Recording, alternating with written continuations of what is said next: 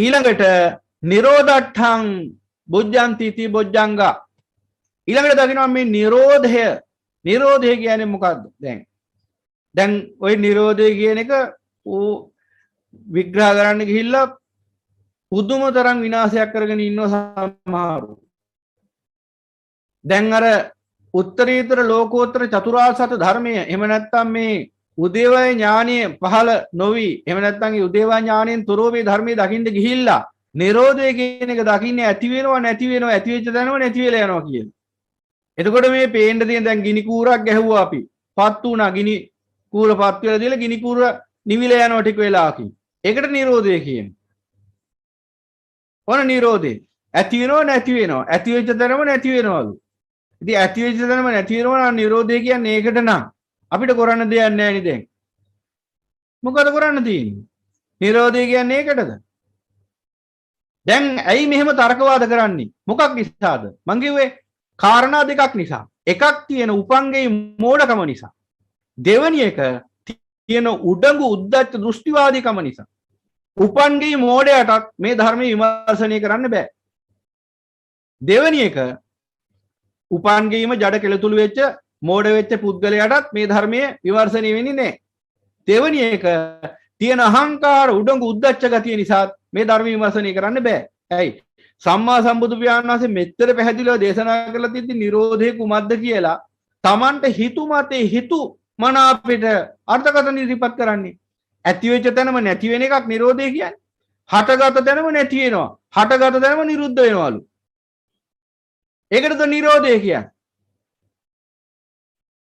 අවිජ්ජායත්තේ අශේෂ විරාග නිරෝධෝ සංඛාර නිරෝධා සංඛාර නිරෝධෝ විඤ්ඤාණ නිරෝධා විඤ්ඤාණ නිරෝධෝ නාම රූප නිරෝධා නාම රූප නිරෝධෝ සලආත නිරෝධා සලආත නිරෝධෝ පස්ස නිරෝධා පස්ස නිරෝධෝ වේදනා නිරෝධා වේදනා නිරෝධෝ තණ්හා නිරෝධා තණ්හා නිරෝධෝ උපාදාන නිරෝධා උපාදාන නිරෝධෝ භව නිරෝධා භව නිරෝධෝ ජාති නිරෝධා ජාති නිරෝධෝ ජරා මරණ ශෝක පරිදේ දුක් දෝමනසං උපායාසං නිරුද්ධಂತಿ ඒව මේ තස්ස කේවලස්ස දුක්ඛකන්දස නිරෝධෝ හෝති.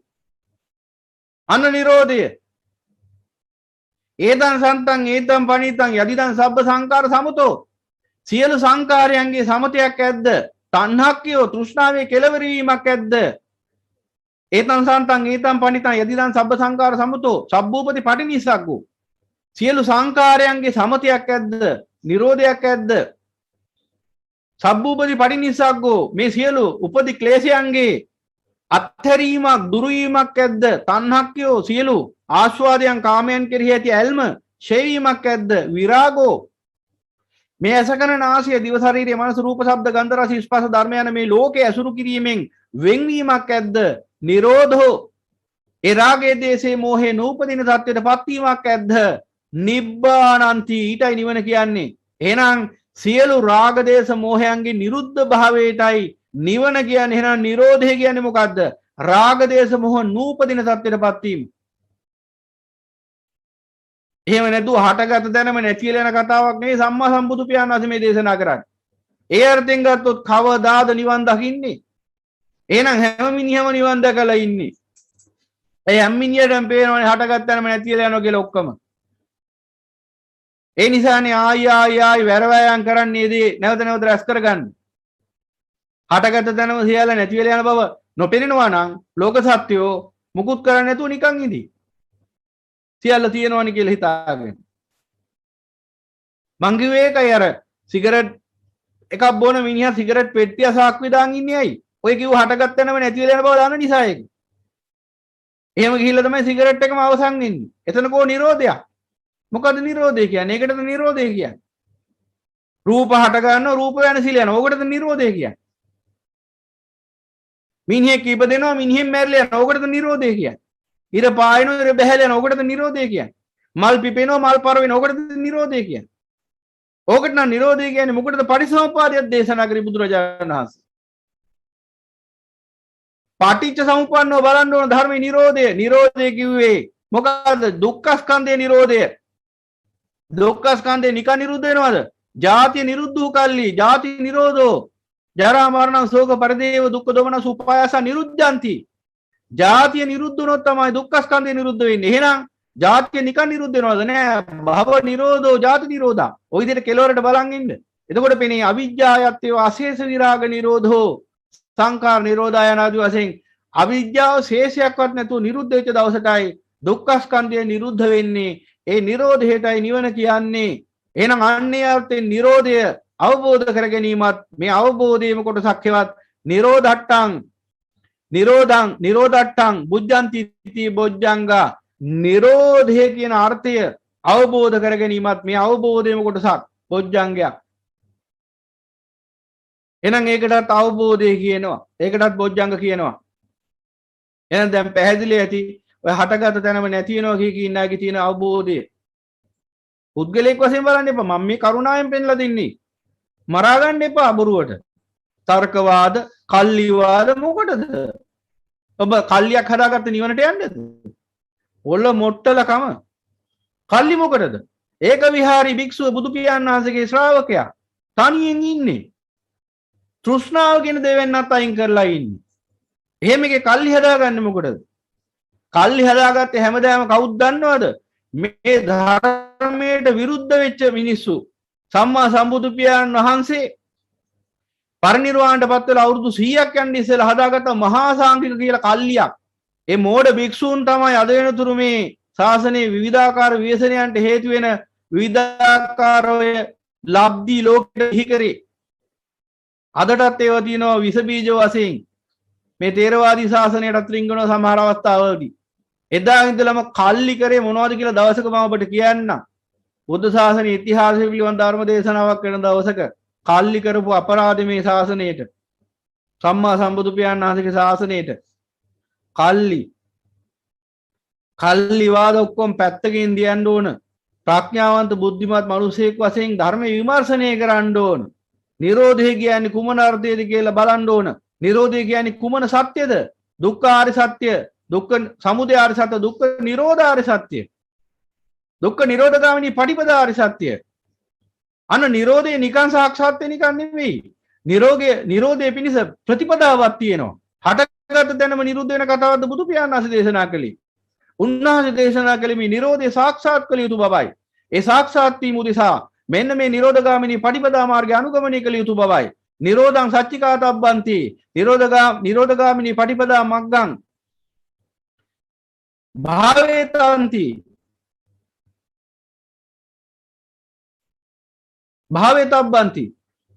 නිරෝධය සාක්ෂාත් කළ යුතුයි. නිරෝධගාමිනී පටිපදා මාර්ගය අනුගමනය කළ යුතුයි. භාවිත කළ යුතුයි අනාදි වශයෙන්. එහෙනම් අන්නේ නිරෝධය අවබෝධ වෙන්න ඕන. එහෙම නැතුව ලෝකේ තියෙන මේ නියාම ධර්ම නිසා ඇති වෙන විපරිණාම ස්වභාවයට නෙවෙයි නිරෝධය කියන්නේ. ලෝකේ හට ගන්න වස්තුන් වැන්සිලා යනවා. ඒකට නෙවෙයි නිරෝධය කියන්නේ. නිරෝධය කියන්නේ අවිජ්ජා තෘෂ්ණා නිරුද්ධ වීම නිසා දුක්ඛ ස්කන්ධේ නැවත සමුදය වීමේ ක්‍රියාවලිය අවසන් වීමටයි. අන්නේ අර්ථයෙන් අවබෝධ කරගත්තා නම් අන්න නිරෝධට්ටං බුද්ධන්ති ති බොජ්ජංගා. අන්නේ අර්ථයටයි නිරෝධය කිව්වේ.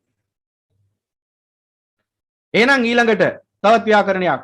මෙන්න මේ සෑම ආකාරයකින්ම අවබෝධ කර ගැනීමටයි ධර්මාවබෝධයේ ධර්මෝපේකට්ටං සංකතට්ටං අමතට්ටං බුද්ධන්ති ති බොජ්ජංග ඔන්න තියෙනවා නිරෝධය. දැන් අර වාදිවාද කරන පිරිසෙම බොහොම සානුකම්පිතව සවද අවධානයෙන් අහගන්න ඕනේ. දැන් නිරෝධය කියන්නේ හටගත දැනම නැති වෙලා යන එකටයි නිරෝධය කියන්නේ කියලා. ඔන්න තියෙනවා. නිරෝධස්ස නිස්සරණට්ටං විවේකට්ටං අසංකතට්ටං අමතට්ටං නිරුද්ධ බුද්ධන්ති ති බොජ්ජංගා කිය. අන්න නිරෝධයේ අර්ථ හතරකින් අවබෝධ කරගන්න ඕන. මොකද්ද? නිස්සරණට්ටං. නිස්සරණය කියන්නේ මොකද්ද? නිරෝධය කියන්නේ නිස්සරණී වශයෙන් අවබෝධ කරගන්න ඕන. නිරෝධය. මොකද නිස්සරණය කියන්නේ? දුරංගමං ඒකචරං අශරීරං ගුහාසයං. සිතේ ස්වභාවය හැමතිස්සෙම කොයිද සේසරන්නේ? එහෙම ඉසව්වක් නැහැ. දුර ගමන් යනවා කිව්වේ යන්න එහෙම නිශ්චිත ගමනක් නැහැ. කොයි ලෝකේ හරි ගමන් ඇවිදිනවා. හතර අතේ ඇවිදිනවා. රූප පසුපස හඹාගෙන යනවා. ශබ්ද පසුපස හඹාගෙන යනවා. ගන්ධ පසුපස හඹාගෙන යනවා, රස පසුපස හඹාගෙන යනවා, ස්පර්ශ පසුපස හඹාගෙන යනවා, අදහස් පසුපස හඹාගෙන යනවා. මේ විදිහට ගත්තාම පංච උපාදානස්කන්ධ පසුපස හඹාගෙන යනවා මේ සිත. අනන්ත සංසාරේ ඉඳලා මේ සිත කියන්නේ සත්‍ය පුද්ගලික ආත්මයන්නේ, සිත කියන්නේ ධර්මයක්. දැන් ගඟ කියලා කියන්නේ සත්‍ය පුද්ගලික ආත්මයක් නෙවෙයිනි, ගඟ කියන්නේ ධර්මයක්. සංගත ධර්මයක් එතන තියෙන්නේ. දැන් ඕක ගලාගෙන යන්නේ ගඟ කන්දක් මුදුනේ ඉඳලා ක්‍රමානුකූලව පහළට ඇවිල්ලා ටික ටික පෝෂණය වෙලා අවසානයේ මුහුද දක්වා යන්නේ. ඕහෝ හඬ නගමි. දැන් උතන සත්‍ය පුද්ගලික කරපු දෙයක් තියනවද මොකුත්? නෑනේ, ඔය ගඟ ගලන්නේ ලස්සනට. ඒ වගේ මේ සිත කියන්නේ ඔන්න ඔය ධාතුවක්, විඥාන ධාතුව. ඒකත් ඔය ගඟ ගලනවා වගේම තමන්ගේ පැවැතුම තමන් විසින්ම හදාගෙන යනවා. ඉතින් එතකොට මෙන්න මේ සිත නැමැති ධර්මය අනන්ත සංසාරේ ඉඳලා ওই විදිහට සැරිසරනවා. හැමතැනම සැරිසරුවා. 31 තලෙම සැරිසරුවා. නිරවලටත් ගියා. 136ක් නිරවල ඉඳලා තියෙනවා. ඇති වෙන්න කාලයක්. ඇති තරම් වසර කෝටි ගාණක්. පෙරේත ලෝකවල ඕන තරම් ඉඳලා තියෙනවා. තිරිසන් ලෝකේ කොච්චරද කියන්න බෑ කාලේ. මනුස්ස ලෝකෙත් එහෙමයි, දිව්‍ය ලෝකවලත් එහෙමයි, බ්‍රහ්මතල වලත් එහෙමයි. සුද්ධාවාස බ්‍රහ්මතල පහේ හැර අනෙක් සෑම සියලු ආකාරයෙන්ම අනෙක් සෑම තැනම මේ සත්‍යය මේ සංසාරේ ඉපදුනා කියලා සම්මා සම්බුදු පියාණන් වහන්සේ දේශනා කරනවා. එහෙනම් පින්වතුනි, මේ සිත කොහෙද සැරිසරුවේ නැත්තේ මේ සංසාරේ? හැම අස්වක් මුල්ලක් පාසාම සැරිසරුවා. අදටත් බලන්න මේ තුච්ච නිද සිත මේ වනහන මොහොතේ වුණත් ඔබ මෙතන කයින් ඉන්න වෙන්න පුළුවන්, හිත කොහේ හරි වෙන තැනක ඇති. එහෙමත් වෙන්න පුළුවන්. කයින් බනහනවා මේ පන්සලේ හරි සූම් එක හරි ඉස්සරහා ඉඳගෙන. හැබැයි හිත කොහේ හරි වෙන ලෝකෙක ඇති. හිතේ ගිලෙනවා කාශ්මීරේ සුදු හිම කඳු අතරේ. මා තනි වෙනවා නිරුදක වැරි කතරේ. යනදි වශයෙන් ඔය ගීතවල සඳහන් වෙනවා. හිත හීලා නැහැ කියලා. හතර අටේ ඇවිදිනවා. මෙන්න මේ හික්මීමක් නැති තනිව හැසිරෙන කැමැති ගමන් යන තුච්ච නින්දිත සිත තමයි මේ භවයේ නැවත සකස් කරලා සංසාරේ ඉඳලම සැරිසරාගෙන ඉන්නේ. එකම සිතක් නෙවෙයි, හේතුඵල වශයෙන් සකස් වෙන සිත්. සිත කියලා කියන්නේ පොදුවේ ආමන්ත්‍රණය කරන නාමයක් මිසක් සිත කියලා කියන්නේ ඒකීය ප්‍රපංචයකට කියන නාමයක් නෙවෙයි. සිත කියලා අපිට පොදුවේ යම්කිසි ධර්මයක් හඳුන්වන්න සිද්ධ වෙනවා. හැබැයි එපමණකින් ඔබ තේරුම් ගන්න එපා සිත කියන්නේ ඒකීය ධර්මයක් කියලා. එකම සිතක් මේ ගමන් කරන්න කියලා. එහෙම එකක් නෙවෙයි. හේතුඵල වශයෙන් මොහොතින් මොහොත හිත කියන ධර්මයේ ගොඩ නැගෙනවා. මෙන්න මේ චිත්ත පරම්පරාවක් තමයි ඉතින් අපි සිත කියලා කියන්නේ ඇත්තට. සංසාරේ ඉඳලා මේ විදිහට හේතුඵල වශයෙන් සකස් වෙන චිත්ත පරම්පරාවක් විසින් මේ සංසාර භව චක්‍රය සකස් කරනවා. එහෙනම් කෙලවරක් නැති ගමනක්. මේ හිත හැරිසරනවා. එහෙනම් දැනුත් ඒ සැරිසැරීම සිද්ධ වෙනවා නම්, ඒ කියන්නේ දැනුත් මේ සිත රූප ශබ්ද ගන්ධ රස ස්පර්ශ ධර්ම තෘෂ්ණාවෙන් හඹා යනවා නම්, එහෙනම් දැන් මොකද වෙන්නේ? දැනුත් සිද්ධ වෙන්නේ පරණ සිද්ධ වෙච්ච සංසිද්ධියමයි. ඒක වෙනනම් දැනුත් ආයි කර්ම ශක්තිය ජනිත වෙනවා. එහෙනම් නැවත දැනුත් ආයි කර්ම භවයේ සකස් වෙනවා. එහෙනම් නැවත ආපහු භවපච්චය ජාති, ජාතිපච්චය ජරා මරණ ශෝක පරිදේ දුක් දොමන සුපායස සම්භවಂತಿ කියලා ආපහු මේ ජරාව, ව්‍යාධිය, මරණය, ශෝක පරිදේ දුක් දොමන සුපායස සහිත මේ භයංකාර සංසාරේ නැවත ගොඩ නැගෙනවා. මේ සංසාර ධර්මයන්ට නාමක් නැහැ. ලෝක සත්‍යය තමයි අවිජ්ජාවේ නන්දාගෙන තියෙන්නේ. සබ්බේ ධම්ම අනාත්තා, සියලු ධර්ම ආත්මීසාරයෙන් ශූන්‍යයි. ඒ නිසා ඒ ධර්ම වලට නම් දාගෙන තියෙන්නේ ලෝක සත්‍යයේ තියෙන මෝඩකම නිසා. එහෙම නැතුව ඒවට නම් නැහැ. නමක් කොයින්ද සත්පුද්ගල ආත්ම ප්‍රපංචසාරයක් එහි නැතුව. ඉතින් එහෙනම් ඔබ දකින්න ඕන නුවණින් මෙන්න මේ විදිහට සංසාරේ පුරාම මේ සිත කිව්වහම මේ එක්කෙනෙකුගේ සිතක් ගැන නෙවෙයි කියන්නේ. සකල විද ලෝක සත්‍යයටම පොදුවේ බලපාන සිත කියන ධර්මයේ කියන්නේ. මේ සිත සැරිසරනවා මොහොතක් පාසා. එක තැනක ඉන්නේ අයියේ, එක තැනක ඉව සංකාර නැහැ. හැබැයි එහෙනම් හතර අතේ ඇවිදින්න ඕන පිස්සු බල්ලා වගේ. හතර අතේ ඇවිදිනකොට මොකද වෙන්නේ? සංකාර ගොඩනගා ගන්න අවශ්‍ය කරන නිමිති මුණ ගැහෙනවා. දැන් ඔය ඔබ දැකලා ඇති මුණ සමහර මිනිස්සුයෝ ඉන්න එක තැනක ඉන්න බැරි. පිස්සෙක් වගේ ඇවිදිනවා හතර අතේ.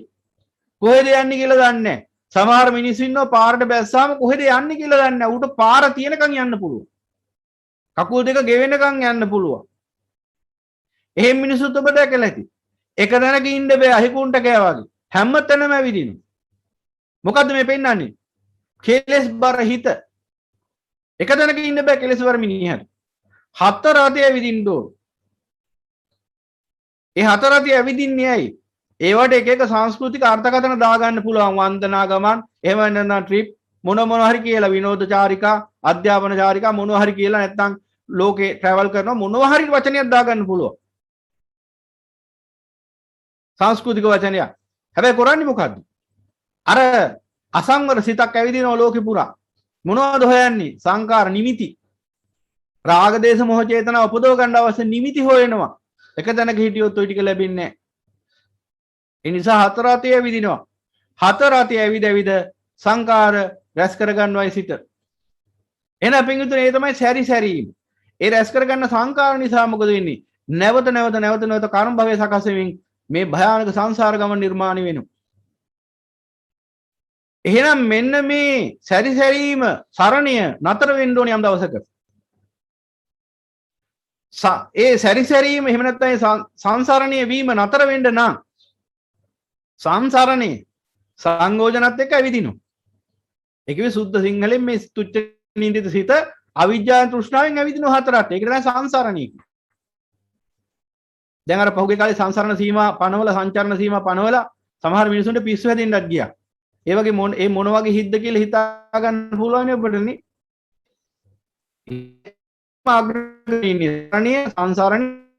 සංචරණය කියන්නේ සංසරණයම තමයි ඉතින්. ඇවිදින එක අග්‍ර කරගෙන ඉන්නේ. ඒ නිසාම සීමා පනවපු ගමන් පිස්සු හැදෙන්න එනවා. ඒ තරම් කෙලස් බර හිත්. එක තැනක ඉන්න බෑ මොහොතක්වත්. සමහර මිනිස්සු ඔබ දැකලා ඇති එක තැනක ඉඳගෙනවත් ඉන්න බෑ විනාඩි 5ක්. පිස්සු එකම තුමාට අපහසුවකින් තමයි වාඩි වෙලා ඉන්නේ කියලා. ඒ කියන්නේ එක තැනක විනාඩි 5ක් ඉඳගෙන ඉන්න බැරි මිනිස්සු ඉන්නවා මේ ලෝකේ. ඒ තරම්ම කෙලස් බරයි හිත. හැම තිස්සෙම ඇවිදින්න ඕන. ඒ ඇවිදීම තමයි ඔහුගේ රසය. විනෝදය. ඒක ඇතුලේ රස විඳින්නේ ඇත්තටම මායя හිත. එහෙනම් පින්වතුන් ඔය විදිහට සිත ඇවිදිනවා දැන්. මේ සිත ඇවිදින්නේ මොකක් නිසාද? අවිජ්ජාව නිසා, තෘෂ්ණාව නිසා. අවිජ්ජාවෙන් වටිනාකමක් දීලා තියෙනවා ලෝකේ. රූප, ශබ්ද, ගන්ධ, රස, ස්පර්ශ ධර්ම වලට. හරි වටිනවා මේවා. හරි සැපයි මේවා. මේ පුළුවන් තරම් හොයාගනින්න. ලංකාවේ විතරන්නේ පිටරට ඒ වගේම පිටසක්වලෙත් රූප බලන්න ඕන. හඳෙත් මොන වගේද කියලා පුළුවන් නම් බලන්න රොකට් එකක් අටවගෙන ගිහිල්ලා අතරමඟදී මැරුණක් කවන්නේ. අර මරියානාගාදයටත් බහැලා බලන්න ඕන මොකක්ද ඔක ඇතුලේ වෙන්නේ කියලා. මුළු සක්වලම 100ක් කෝටිය සක්වලම බලන්න පුළුවන් නම් ඒත් බලනවා. සමහර බ්‍රහ්මයෝ ඉන්නවා දසදහසක් චක්‍රාවට බලන්න පුළුවන් දිවැස්තියට. ඒ බ්‍රහ්මයන්ට ඇතිවීමක් නැහැ දසදහසක් චක්‍රාවට බලලත්. එහෙනම් මේ සාමාන්‍ය මිනිස්සු ගැන මොනවා කියන්නද? එතකොට මේ ඒ පෙන්වන්නේ මොනවද? ඒ පෙන්වන්නේ අවිජ්ජා තෘෂ්ණාවම තමයි. එහෙනම් මේ අවිජ්ජාවෙන් වටිනාකමක් දීලා තියෙනකම් මේ රූප වේදනා සංඥා සංකාර විඥාන වලට තෘෂ්ණාවෙන් ඒවා හඹා වෙනවා නවත්තන්න බෑ. ඒකට තමයි සංසරණය කිව්වේ. එහෙනම් අවිජ්ජාවෙන් වටිනාකමක් දුන්නාම රූප වලට රූප හඹාගෙන යනවා සිත තණ්හාවෙන්. ඒ විදිහට වේදනා සංඥා සංකාර විඥාන පංච උපාදානස්කන්ධයම හඹාගෙන යනවා.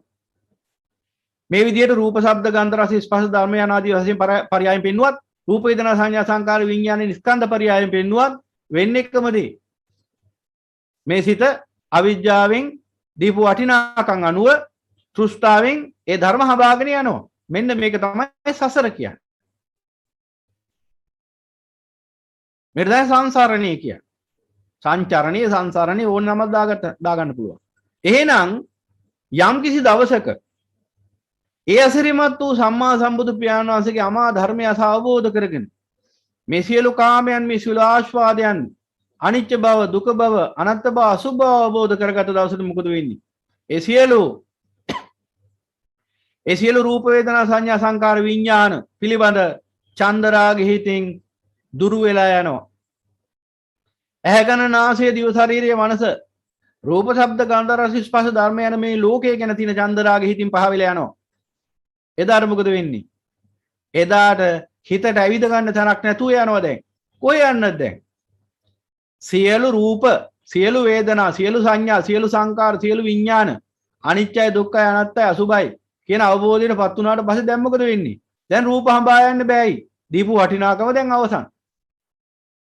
එක සැරේම 100%ක් වෙනවා කියන එක නෙවෙයි මේ කියන්නේ. ක්‍රමානුකූලව අත්දකින්න පුළුවන් ධර්මයේ. දැන් මේ අවිජ්ජාය අම්මට්ටමකට දුරු වුණාද? ඒ මට්ටමට තෘෂ්ණාව ෂේ වෙනවා. දැන් මොකද වෙන්නේ? ඇවිදින එක නතර වෙනවා. දැන් කලින් රූප, ශබ්ද, ගන්ධ, රස, ස්පර්ශ ධර්ම වලට මහා වටිනාකමක් දීලා තියෙනවා. ඕවා පස්සේ පිස්සු බල්ලෙක් වගේ ඇවිද්දි. දැන් මොකද වෙලා තියෙන්නේ? දැන් මේ සියල්ල අනිච්ච බව, දුක්ඛ බව, අනාත්ම බව, අසුභ බව අවබෝධ වෙලා දැන් නුවණින් මෙනෙහි කරමින් ඉන්නව මොහොතක් පාසා.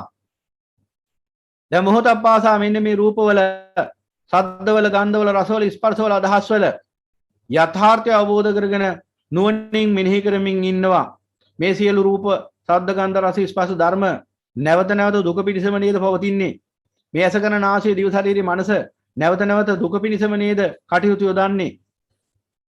මේ සියලු රූප, වේදනා, සංඥා, සංකාර, විඥාන වශයෙන් ස්කන්ධ පරයයන් ගත්තත් මේ සියලු ස්කන්ධයන් නැවත නැවත දුක්ඛ ස්කන්ධයක්ම නේද පහල කරන්නේ අනාදි වශයෙන් නුවණින් විග්‍රහ කරමින් නුවණින් හැම මොහොතකම සිද්ධමින් සතර ඉරියව්වෙදිම තිත්තං චරන් නිසිනවා සයනුවා හිතගෙන ඉඳගෙන තදපිල ඇවිදිමින් සතර ඉරියව්වෙදිම හිතමින් ඉන්නකොට නුවණින් දකිමින් වාසය කරනකොට මොකද වෙන්නේ?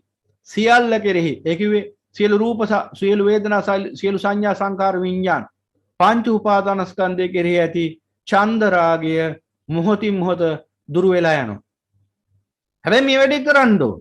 දැන් මේ ධර්මයේ අහලිවලා දැන් ඇති වෙනකම් බණ අහනවා. හැබැයි මලාට මේ දේ කරන්නේ.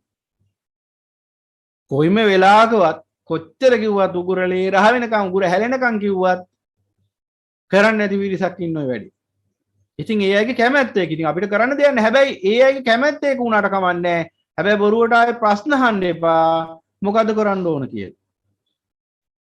තේරුම්න්නේ කියපු දේ කරන්නේ නැතුව ආයි අහන්න එපා. මොකද ඒකට හේතුව බොහෝ දෙනාට තියෙන ඔන්න උතනදී විචිකිච්ඡා. මොකද කියපු දේ කරන්නේ නැති නිසා ප්‍රතිඵල ලැබෙන්නේ. කියපු දේ කරන්නේ දැන් කොච්චර කිව්වත් මේ ආස්වාදයේ ආදීනව දකිමින් හැම මොහොතකම වාසය කරන්න කියලා. ඒක කරන්නේ රටේ නැති කුණු ගොඩවල් ඔළුවේ පුරවගෙන ඒව ගැන හිත ඉන්න. මේ බුද්ධ ශ්‍රාවකයම තමයි. ධම්ම මාර්ගය යන අයම තමයි. හිත නැමැති මායයට අහු වෙලා එක එක ගැටවලට අහු වෙලා එක ගෙදර දොරේ ප්‍රශ්න ගැන හිත ඉන්නවා. එක්ක ෆැමිලිය ගැන හිත ඉන්නවා. එක්ක බිරිඳ ගැන හිත ඉන්නවා. එක්ක ධර්මවල ගැන හිත ඉන්නවා. එක්ක වතින් හරක් පට්ටි ගැන හිත ඉන්නවා. එහෙම නැත්නම් මොනවා හරි වත්ති තියෙන ගහක් හරි ගැන හිත ඉන්නවා. මොකක් හරි එක්ක අල්ලපු ගෙදර මිනිස්සු ගැන හරි හිත ඉන්නවා. මොනවා හරි හිත ඉන්නවා. ඕන දේ නෙමෙයි හිතන්නේ. එහෙම නැත්නම් අර විදිහට අර කිව්වාගේ ඉතින් ඒ ධර්මාවබෝධය ලැබුණා නම් ඉතින් අන්තිකට යන්නේ නැහැ කොහොමද? එක්ක දැන් අර ගොඩක් හයිට උනේ ඒකයි.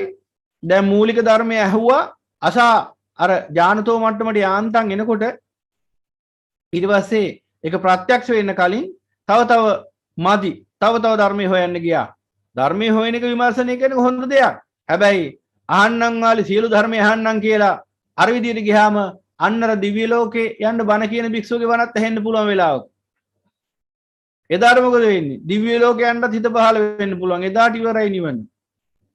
අහන්නම් වාලේ බණ අහනවා කියලා එහෙම විචාරයක් නැතුව හැම බණක්ම අහන්න ගියොත් විමර්ශනයකින් තොරව අවසානයේ නතර වෙන්නේ සංසාරේ තමයි. උන්තර මතක තියාගන්න. කැමති නම් ඔබ සංසාරේ යන්න. ඒක ඔබේ කැමැත්ත. අපිට කරන්න දෙයක් නැහැ ඒකට. හැබැයි අවවාදය මේ සංසාරේ භයානකයි. මේ සංසාරේ මහා දුක් ගොඩක්. මේ සංසාරේ තියෙන ජරාවයි මරණයයි විතරයි.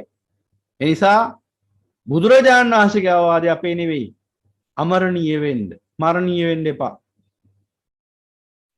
මරණය අවසන් කරන්න. මේ මරණයේ සහිත සංසාරේ තව කොච්චර දුරක් ගියත් ලැබෙන හරියන්නේ නැහැ. අසාර භව ගමනක් නිසා. හිස් ගමනක් ගිහිලා අවසානයේ මැරිලා යනවා. ඒ මරණයේ තෙක් අනන්ත අප්‍රමාණ දුක් විඳිනවා. ඔච්චරයි අවසානයේ තියෙන්නේ. එහෙනම් සම්මා සම්බුදු පියාණන් වහන්සේ අපට පෙන්වා දෙනවා මේ සංසාරේ ඇවිදලා සංසාරමන් ගිහිලා තේරුම්න්නේ මහගමසේකර තුමාගේ කවියක තියෙනවා සංසාරයේ ගමන නැවතීමේ නිවන කියලා. ඒ වැකි හරි වැදගත් සංසාරයේ ගමන දැන් මේ පෙන්වන්නේ අර්ථය තමයි. එතුමාට තිබිච්ච ධම්ම අවබෝධය තමයි කවියෙන් ප්‍රකට වෙන්නේ. සංසාරයේ ගමන සංචරණීය සංසරණීය නැවතීමේ නිවන නිස්සරණීය. එහෙනම් නිස්සරණීය වෙන්නේ කොහොමද කියලා දැන් ඔබට පේනවා ඇති. සියල්ල පිළිබඳ යථාර්ථය නුවණින් දකිමින් වාසය කරද්දී මොහොතක් පාසා සියලු රූප වේදනා සංඥා සංකාර විඥාන ගැන ඇති චන්දරාග හිතින් පහ වෙලා යනවා. එදාට මොකද වෙන්නේ? යෝ චන්දරාග විනෝ චන්දරාග පහනන් ඉදන් නිස්සරණං. නිස්සරණේ කිව්ව එකට මොකද්ද? මේ සියල්ල කෙරෙහි ඇති චන්දරාග හිතින් පහ වී යෑමටයි. චන්දරාගේ පහ වුණාම මොකද වෙන්නේ? නැවත ඒ රූප කරා, ඒ වේදනා කරා, ඒ සංඥා කරා, ඒ සංකාර කරා, විඥාන කරා ගමන් කරන චිත්ත ස්වභාවය දුර වෙලා යනවා. දැන් අපි මෙහෙම හිතමුකෝ. ඔබට යම්කිසි යාළුවෙක් ඉන්නවා. බොහොම ප්‍රියමනාපයි ඔබට හො. හැමදාම ඔබ මේ යාළුවා මුණ ගැහෙන්න යනවා එනවා. ඉතින් මේ යාළුවා විසින් මේ යාළුවාගේ වේශයෙන් පෙනී හිටින්නේ යම්කිසි සතුරෙක්. හැබැයි ඔබ දන්නේ නැහැ බව. යම්කිසි ආකාරයකින් ඔබට සතුරුකම් කරන කෙනෙක්. හොඳ මූණ පෙන්නලා යටින් පිහියෙන් අනින්න බලාගෙන ඉන්නේ. ඔබ අගතියට දුගතියට හේරන්න බලාගෙන ඉන්නේ. ඔබේ චරිතය නසන්න බලාගෙන ඉන්නේ. ඔබට මාර්ගය වරද්දන්න බලාගෙන ඉන්නේ. ඔහොම මිනිහෙක් ඉන්නවා. හැබැයි hina වෙලා පුතේ දුවේ කියාගෙනත් ඉන්න පුළුවන්. මොනවා හරි ක්‍රමයකින්. හරි කරුණාවන්ත පෙනුමකින් පෙනී හිටින්න පුළුවන්. අසත්පුරුෂයෙක්. එහෙම පුළුවන් ඉන්න. මේ ලෝකේ ඉන්න තරමක් අසත්පුරුෂයෙම තමයි ඉන්නේ. අර ඒක තමයි සමහර අයට මේ සැරට බණ කිව්වහම රිදෙන්නේ. ඇයි ඒ? හිතාගෙන ඉන්නෙම කරුණාව කියලා කියන්නේ අනේ මගේ රත්තරන් පුතේ, රත්තරන් දුවේ, මගේ රත්තරන් උපාසකම්මා, මගේ රත්තරන් උපාසක තාත්තා, මගේ රත්තරන් උපාසක ඔහොම කියලා තින් කියන එක. ඔහොම කිව්වහම තමයි අනේ හරි කරුණාව බේරෙන්නේ. කෙලස් කැඩිලා යන්න, කෙලස් කටුව ගලවන්න ටිකක් සැරට සත්කම කරාම අන්න පොඩ්ඩක් රිදෙනවා. ඒ නිසා ලෝකයව රවට්ටන්න පුළුවන් හැමතිස්සෙම අසත්පුරුෂයන්ට කරුණා දයා මූණක් දාගෙන ඉන්න තරමක් අසත්පුරුෂයෝ ඉන්නේ. එහෙම තමයි. හොඳට මතක තියාගන්න. දේවදත්තට ගල් 500ක ආහාර වළඳන තරම් පිරිසක් එකතු කරගන්න පුළුවන් වුණේ ඇයි? බුදුරජාණන් වහන්සේට ගල් පෙරළුවට දේවදත්ත මිනිස්සු ඉස්සරහා ලස්සන මූණක් පෙන්නගෙන බොහොම දයාවෙන් කරුණාවෙන් අනුකම්පාවෙන් තමයි කතා කරේ, ආමන්ත්‍රණය කළේ. එතකොට මෝඩ තකතිරු මිනිස්සු හිතුවා අනේ දේවදත්තත් බුදු වෙලා කියලා. ඒ නිසා තමයි දේවදත්තගේ ආරාමයට එච්චර පිරිසක් ගියේ. ජේතවනාරාමේ හිටපු භික්ෂූන් හිටන් ගියා කඩාගෙන. සාරිපුත්තයන් වහන්සේ ගිහිල්ලා එක්තරා අවස්ථාවක ඒ 500ක් භික්ෂූන් රැගෙන එනවා. උන්වහන්සේගේ දක්ෂකම නිසා. නමුත් එහෙම ගියා බලන්න කල්පනා කළා. සම්මා සම්බුදු පියාණන් වහන්සේගේ සෙවණේ හිටපු භික්ෂූන් පවා දේවදත්ත කරා ඇදිලා ගියේ ඇයි? ඒ තරම් දයාවක් අනුකම්පාවක් කරුණා මූණක් දාගෙන වෙස්පූණක් දාගෙන ඇතුලේ යක්ෂයෙක් පිණි හිටියා. ඒක අදටත් එහෙම වෙන්න පුළුවන්. හොඳට මතක තියාගන්න. මේ සෑම සියලු දේම පෙන්නලා දෙන්නේ ඔබ කෙරෙහි කරුණාවෙන්. අදටත් එහෙම වෙන්න පුළුවන්. ලෝකයෙන් විවිධ වරප්‍රසාද, ලාභ කීර්ති ප්‍රශංසා උපයන්න බලාපොරොත්තු වන්නා අසත්පුරුෂය මොකද කරන්නේ? ලස්සන වෙස්පූණක් දා ගන්නවා. ලස්සන වචන සෙට් එකකුත් හදා ගන්නවා. ඊට පස්සේ අනේ හරි රත්තරන් උපාසක අම්මලා හිතරි දෙන්නේ පොඩ්ඩක්වත් ඒ බණ ඇහුවාම. හැබැයි මේ බණ ඇහුවාම හිතරි දෙනවා. මේ බණ ඇහුවාම හිතරි දෙනවා. අයියේ තුච්ච නින්දේ හිතටනේ බනින්නේ. අර බණ ඇහුවාම හිත සනීපයටපත් වෙන ගොඩක්. සංසාරේ බොහෝ කාලයක් සනීපේ විඳ දරා ගන්න පුළුවන් කාලය වෙනවා. ඊට පස්සේ මරණින් පස්සේ. එහෙම තමයි වෙන්නේ සාමාන්‍යයෙන්. එහෙනම් ඔන්නෝක තේරුම් ගන්න ඕන. එහෙනම් මේ නිස්සරණේ කියලා කියන්නේ මොකද්ද? නිස්සරණේ කියන්නේ ඇවිදින එක නෙමෙයි, නතර වෙන එක. අර මහාගමසේකරතුමා කිව්වා වගේ එතන තියෙන ඒ ලස්සන කවිපදේ ඇත්තටම සංසාරයේ ගමන නැවතීමේ නිවන මල ගෙවල් වල ගහන්න එපා. සබ්බේ සංඛාර අනිච්චාති කියලා. මොකද ඔය ඔබ කියන අර්ථය නෙමෙයි එතන ගම්ම්‍ය වෙන්නේ. අවසාන වෙන්නේ අති උත්තරීතර බුද්ධ වචනට නිගරු වෙන එක. ගහන්න සංසාරයේ ගමන නැවතීමේ නිවන කියලා. එහෙම ගමන්නේ. මොකද එතකොට ජීවත් වෙලා ඉන්න එකෙත් හරි තේරි මේ විදියට මෙරි මෙරි උපදින ගමනක් නෙමේ සංසාරේ අපිත් ඉක්මනට නිවන් දකින්න ඕන කියලා. නැත්තම් හිතාගෙන ඉන්නේ මැරිච්ච ඒ මෝඩ මිනිහාට නිවන් ලැබෙනවා කියලා නම් ඉන්නකම් කසිපු බීලා පුළුවන් තරම් ජඩ වැඩ කරලා ජීවත් වුණා. මැරුණට පස්සේ සෝනේ ගැහුවා නිවන් සැප ලැබේවා කියලා. අති උත්තරීතර සම්මා සම්බුදු පියාණන් වහන්සේටමයි නිග්‍රහ කරන්නේ. අති උත්තරීතර අමා ධර්මයට නිවනටමයි නිග්‍රහ කරන්නේ. ඕවෙන් තමයි මිනිසුන්ගෙන් මේ නිවන ඈත් වෙලා ගියේ. මිනිස්සු බය වුණා නිවනට ඊට පස්සේ. නිවන් සැප ලැබේවා ගෝහා මරණය සිහි වෙන්නේ. ඉතින් නිස්සරණය මේ සියල්ල පිළිබඳ චන්දරාග හිතින් දුරු වෙන්න ඕන. දුරු වුණාම මොකද වෙන්නේ? ආය ඇවිදින්න තැනක් නැතුව යනවා මේ හිතට. ඇවිදින්න තැනක් නැති වෙච්ච දවසට මොකද වෙන්නේ? නතර වෙනවා සිත. අන්නේ නතර වීමට කියනවා නිස්සරණය. ඒ නිසා මොකද වෙන්නේ? සියලු රූප වේදනා සංඥා සංකාර විඥාන පිළිබඳ තෘෂ්ණාව හිතින් පහ වෙලා ගිය දවසට ඒ සම්බන්ධයෙන් නැවත කර්ම රැස් වෙන්නේ නැතුව කර්ම භවේ නිරුද්ධ වෙලා යනවා. කර්ම භවේ නිරුද්ධ වීමෙන් ජාති අවසන් වෙනවා. ජාති අවසන් වීමෙන් සසර ගමන නතර වෙනවා. අන්න නිස්සරණි. ඇවිදීම නතර වුණා. ඒ චිත්තං සංගමෙස්සන්ති මොක්ඛන්ති මාර බන්ධනා. අන්නේ මට්ටමට හිත සංගමයටපත් කරගත්තාමයි මේ මරණයේ බන්ධනෙන් කෙනෙක් නිදහස් වෙන්නේ. එතකන් මරණයට ගැට ගැහිලා ඉන්නේ. ඔබ දන්නේ නැති වුණාට ඔබ මරණයට ඉතලා ගැට ගහලා තියෙන්නේ මේ තුච්ච නින්දේ සිත අවිජ්ජාවෙන් තෘෂ්ණාවෙන්. මරණයට තියලා ගැට ගහගෙන ඉන්නේ. ගච්ඡanti සබ්බේ මරණං අහච මරණයක් කරපින්නාගෙන ඇවිදින්නේ හතර අතේ මේ. ඒ නිසා තමයි හැම මොහොතකම පියවර පාසා මරණ බය දැනෙන්නේ. පාරේ යනවා කෙනෙක් යනකොට වාහනයක් කන ළඟින් ගියා නම් කොච්චර බයක් ඔබට ඇති වෙනවද? මරණයේ බන්ධනෙට තියලා ගැට ගහලා ඉන්නේ ඔබ. මෙතනින් මරණය අවසන් වෙන්නේ නැහැ. තවත් සංසාරේ කොච්චර කාලයක්ද දන්නේ නැහැ ඔය මරණේ දුක උරුම වෙන්නේ මේ විදිහට ගියොත්. ඒ නිසා යථාර්ථය අවබෝධ කරගන්න ඕන. ඒ නිසා යථාර්ථය අවබෝධ කරගත්තාම හිත නිස්සරණයටපත් වෙන. එහෙනම් මෙන්න මේ Nirodha නිස්සරණ අර්ථයෙන් අවබෝධ කර ගැනීමත් බොජ්ජංගයි අවබෝධයයි. අවබෝධය අංගයි. ඊළඟට විවේකට්ටං බොජ්ජාන්ති බොජ්ජංගා. Nirodha විවේකාර්ථයෙන් අවබෝධ කර ගැනීමත් බොජ්ජංගයි. මොකද්ද විවේකාර්ථය? විවේකය කියන වචනයවත් දන්නේ නැහැ සමහරු. විවේකය කියලා කියන්නේ මොකද්ද? දැන් මිනිස්සු සාමාන්‍යයෙන් එදිනෙදා තමන්ගේ ජීවිතය උදෙසා වැඩ රාජකාරී වල නිරත වෙනවා. වැඩ කරනවා, රක්ෂා කරනවා. සමහර මිනිස්සු රස්සාව අග්‍ර කරගෙන ජීවත් වෙන්නේ. රස්සාවට යන්නේක අභිමානයක් කරගෙන ඉන්නේ. කැමති නැහැ විවේකයක් ලබන්නම. සමහර මිනිස්සු ඉන්නවා විවේකයට පොඩ්ඩක්වත්ම කැමති නැති මිනිස්සු ඉන්නවා මේ ලෝකේ. ඒ බඳු මිනිස්සු ඔබේ ගෙදරත් ඉන්න පුළුවන්. එහෙම මිනිස්සු ඔබේ ගෙදරත් ඉන්නවා නම් ඒ වගේ මිනිහෙට විවේකයක් ලැබිච්ච දවසට ඔබ බලන්න මොකද්ද කරන්න කියලා උදුළු කෙටියක් අරගෙන මිදුල හරි කොටනවා. මොකක් හරි වැඩක් කරනවා. කිසිම ආකාරයකින් අර විවේකයට කැමති නැහැ. දැන් ඔබ බලන්න මේ ලෝකේ පහළ වෙච්ච දාර්ශනිකයෝ ඉන්න. සම්මා සම්බුදු පියාණන් වහන්සේ දාර්ශනිකයන් නෙවෙයි. උන්වහන්සේ මහා ශාස්ත්‍රතුමන් වහන්සේ. උන්වහන්සේ හැර ලෝකේ පහළ වෙච්ච විවිධාකාර දාර්ශනිකයෝ ඉන්නවා. උන්වහන්සේ ගැන අපි ඒ දාර්ශනික දෘෂ්ටි කෝණයෙන් බලන්නේ නැහැ. උන්වහන්සේ අපගේ මහා ශාස්ත්‍රතුමන් වහන්සේ සම්මා සම්බුදු පියාණන් වහන්සේ. දැන් ලෝකේ තව පහළ වෙලා තියෙනවා විවිධාකාර දාර්ශනිකයෝ, විවිධාකාර අන්‍ය ශාස්ත්‍රවරු. මේ අය බලන්න. එයාගේ ජීවිත දිහා පොඩ්ඩක් බලන්න. වැඩි ඕනේ ලෝකේ මේ වර්තමාන උනත් ලෝකේ පහළ වෙන විවිධාකාර විද්‍යාඥයෝ ඉන්නවා අදටත්. එහෙම දාර්ශනිකයෝ. එයාගේ ජීවිත දිහා බලන්න. එයා මොන වගේ අයද කියලා. ඒ තමයි ලෝකේ චින්තනයේ මෙහෙවන්නේ. අඩු වැඩි වශයෙන්.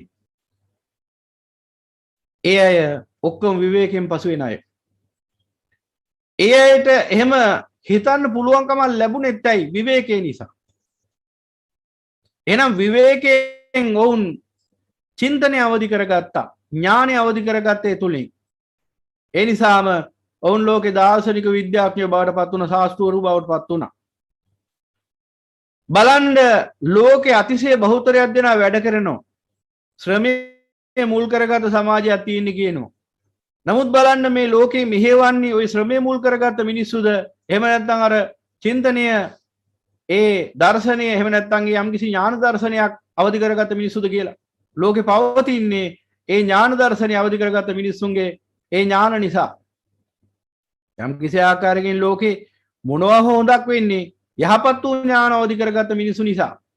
අයහපත් ඥාන අවදි කරගත්ත මිනිස්සු නිසා, මිත්‍යා ඥාන නිසා ලෝකෙ වෙනසිලා යනවා. එහෙම පැත්තකුත් තියෙනවා. ඔය පරමාණු බෝම්බ න්‍යෂ්ටික බෝම්බ හදන්නේ. උන්දලා වෙනසිලා යනවා. උන්දලා නිසා. නමුත් යහපත් වූ ඥාන උදා කරගත්ත මිනිස්සු නිසා අදටත් මේ ලෝකෙ පවතින ඒ සෑම මිනිසෙක් මේ ඥානයක් උදා කරගත්තේ කොහොමද? විවේකයේ තුලින්.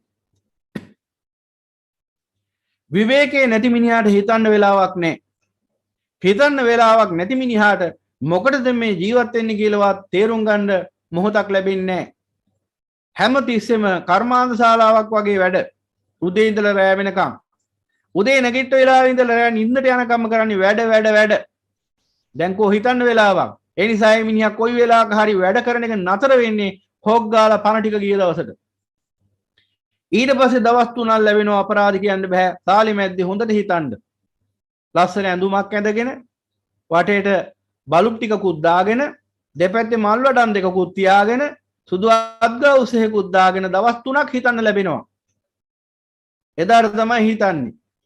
එතකන් හිතන්න වෙලාවක් තිබුණේ නැහැ. වැඩ.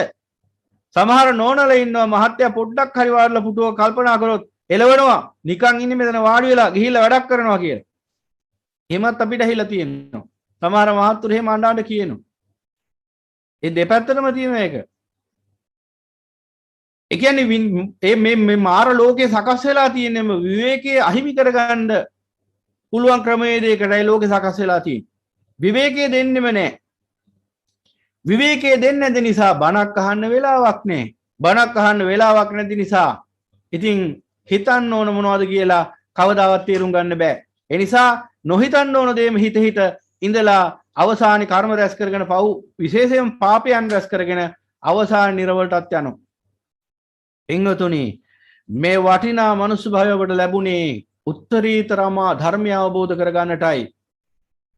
ඔබ මේ උතුම් වූ ධර්මය අවබෝධ කරගන්න විවේකයේ තුලින් විවේකයේ පිළිබඳ මම මේ මූලික අර්ථකථන ඊට එහා තව තියෙන අර්ථකථන. එහෙනම් නුවණින් ඔබ දකින්න ඕන මේ විවේකයෙන් තමයි බණ ටිකක් හරි අහන්න ලැබෙන්නේ කවදා හරි දවසක. මිනිස්සු විවේකයට කැමති. ඒ නිසා තමයි නිවාඩු දෙනවා කිව්වහම උඩපනින්නේ. ඔය නිවාඩු දුන්නාම සතියන්තේම මේ අනුරාධපුරේ පිරිලා ඉතිරිලා යනවා. පිනක් දහමක් හරි කරගන්න අවස්ථාවක් ලැබිලා තියෙන විවේකේ ලැබුණාමයි. හැබැයි මිනිස්සු හැමතිස්සෙම කටයුතු කරන්නේ හොඳට නුවණින් බලන්න විවේකයේ ඇති වෙන විදිහටද විවේකයේ නැති වෙන විදිහටද කියලා. එතකොට ඔබට පේන්නේ හැමතිස්සෙම අවිජ්ජාවෙන් තෘෂ්ණාවෙන් සැරිසරන සිත නිසා ඔවුන් හැමතිස්සෙම කටයුතු කරන්නේ තමන්ගේම විවේකයේ නැති වෙන ආකාරයටයි. තමන්ගේම වල තමන්ගේම අත් දෙකෙන් කපා ගන්න. අන්න එහෙමයි හැසිරෙන්නේ. ඇයි ඒ? සත්පුරුෂයෙක් ඇසුරු වැඩුන්නේ නැහැ. සත්පුරුෂයෙක් මුණ ගැහුන්නේ නැහැ. කල්යාණ මිත්‍රයෙක් මුණ ගැහුන්නේ නැහැ. මුණ ගැහිච්ච තරම මුණ ගැහුනේ පාපත රසපුරුෂයෝමයි. ඒ අසත්පුරුෂයෙක් කිව්වේ ඔහොම ඉඳලා හරියන්නේ නැහැ. ඕම නිකන් වාඩිලා ඉඳලා හරියන්නේ නැහැ. බල පුළුවන් තරම් වැඩ කරන්න ඕන. වැඩ කරන්න ඕන, දක්ෂ වෙන්න ඕන, සටන් වදින්න ඕන. yes I can. ඔව් උඹට පුළුවන්, මට පුළුවන්. මේ ලෝකේ අල්ලන්න ඕන අර හඳ වුණත් අල්ලන්න හිතපල්ලා දවසක. උඩ පැනලා දවසක හඳත් අල්ල ගන්න පුළුවන් දවසක් එනවා. ඒ නිසා yes I can මට හඳ අල්ලන්නත් පුළුවන් කියලා හිතපල්ලා. එමේ හිතපු දවසට උඹලට හඳත් අල්ලන්න පුළුවන් වෙනවා කියලා තමයි ලෝකේ අසත්පුරුෂ ලෝකයා කියන්නේ. මේ වහලා මොකද උනේ? විවේකය කියන එක පිළිකුල් කරා. විවේකය කියන එක විවේකෙන් ඉන්නේ ලෝකේ කම්මැලි අලසයෝ කියලා කිව්වා. කම්මැලි අලස මිනිස්සු වැඩ කරන්න තියෙන අකමැත්ත නිසායි ඔය නිකන් ඉන්නේ අතපය බැඳගෙන නිකමෝ කිව්වා. විවිධාකාර ඒ උතුම් වූ දැන් එතකොට අර හිමාලයින් අර රිසිවරු ආකාශයෙන් එහෙම යන ඔක්කොම නිකමෝ නේද? මේ කෙලෙස් වලින් තැම්බි තුච්ච නින්දිත සිතකින් වාසය කරන මුළු ආත්මෙම ගඳ ගහන ඒ කෙලෙස් බර මිනිහා තමයි වැඩ එතකොට වැඩකාරයා. අරින්නේ නිකමු. ඒ කිසිම වැඩක් කරන්නේ නැහෙනි.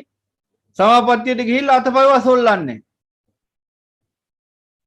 එහෙම ඉන්නේ. ඒ තමයි නිකම එතකොට. එතකොට මේ සංසාර දුකින් නිදහස් වෙන්නේ නිකමෝ. වැඩකාරයෝ තමයි සංසාරයට නිරවල ඉන්නේ. 136ක්.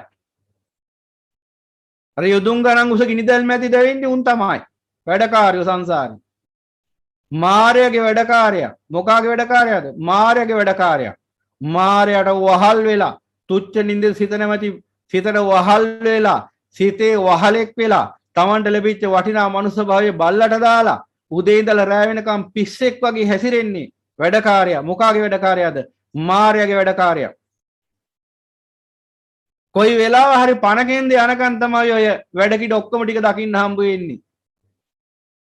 මෙයාවා ධර්මයට කන් දෙන්නේ නැති ඔලොමොට්ටල කමට ඒ වගේ මෝඩ අදහස් දරාගෙනයි බහුතරයක් දෙනා ජීවත් වෙන්නේ. විවේකය කියන එක අත්‍යවශ්‍යම දේ මේ ජීවිතේ. එයයි එකම ලබන සැපේ අප. අලමේව භික්කවේ පටිසල්ලානෝ මහාන විවේකයේ ඇලෙව්. සම්මා සම්බුදු පියාණන් වහන්සේගේ දේශනාව අවවාදේ. විවේකයේ ඇලෙන්න කියලායි කිව්වේ. ඇයි ඒ? විවේකයේ තුලයි චින්තාමය ඥානය අවදි වෙන්නේ. විවේකයේ තුලයි භාවනාමය ඥානය අවදි වෙන්නේ. අඩුම තරමේ විවේකයේ තුලයි සුතමේ ඥානයටවත් පාර කැපෙන්නේ. බණක් අහන්නවත් වෙලාවක් ලැබෙන්නේ. උදේ ඉඳලා රෑ වෙනකන් රෑ ඉඳලා උදේ වෙනකන් වැඩ කරන මිනිහා කොයි වෙලාවද බණ අහන්නේ? අර පහුගිය කාලේ සාංශාරික පුණ්‍ය මහිම නිසා මේ කොරෝනා රෝගයත් එක්ක බොහෝ රැකියා ස්ථානවල නිවාඩු දුන්නා.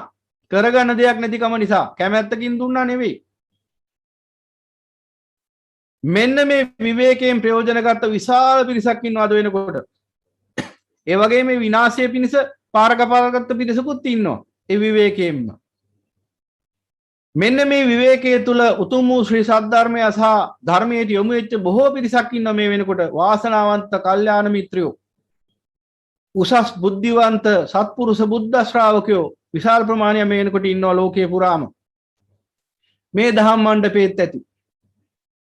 මේ විවේකයෙන් ඵල ප්‍රයෝජන ඉහළම සංසාරයේ අග්‍රඵලය නෙලා ගන්න කටයුතු කරපු පින්වත් පිරිස්.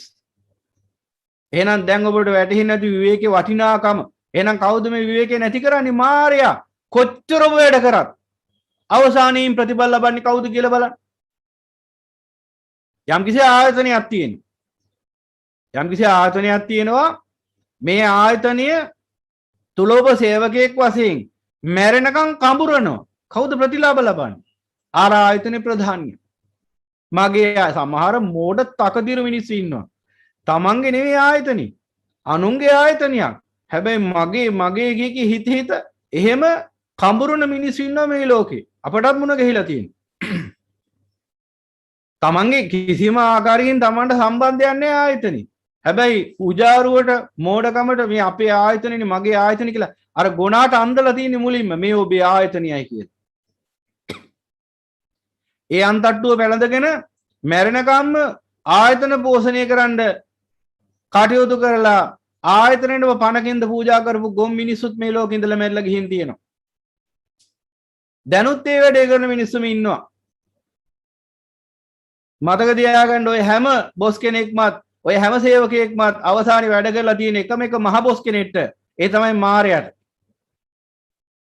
සිත නැමැති මාර්යාගේ වැඩකාරයෝ තමයි මැනේජින් ඩිරෙක්ටර් වුණත් අර පල්ලෙහාම ඉන්න පියන් වුණත් ඔක්කොම ටික අවසානයේ බැලුවාම මාර්යා නැමැති බොස්ගේ සේවකයෝ හැමෝම වැඩ කරලා තියෙන කෙලස් බර හිතට හැමෝම සේවක වෙලා තියෙන වහල්ලු වෙලා තියෙන තමන්ගේම සිතට මේක තේරුම් ගන්න බැරි නම් කවදාවත් සැනසීමක් උදා වෙන්නේ නැහැ සංසාරේ. එහෙනම් විවේකයේ කියන්නේ මොකද්ද? මෙන්න මේ යථාර්ථය අවබෝධ කරගන්න. එතකොට යථාර්ථය අවබෝධ කරගත්තා ඔබට තේරෙයි මේ විවේකයෙන් ගන්න පුළුවන් ඉහළම ඵල ප්‍රයෝජනය මොකද්ද කියලා. එතකොට පින්වතුනි අන්නේ ධර්මය අවබෝධ කරගන්න ඔබට විවේකයේ ලැබුණොත් මේ අවබෝධ කරගන්න. ඒ නිසා තුච්ච නින්දිත සිත කිසිම අවස්ථාවක ඔබට දෙන්නේ නැහැ විවේකේ. ඔය සිත කියයි ඔහොම ඉඳලා හරියන්නේ නැහැ පිස්සුද? බණ අහන්න එපා බං. බණ අහලා තේරුමක් නැහැ. එහෙම නැත්තම් නිකන් ඉන්න එපා ඔහොම හිත.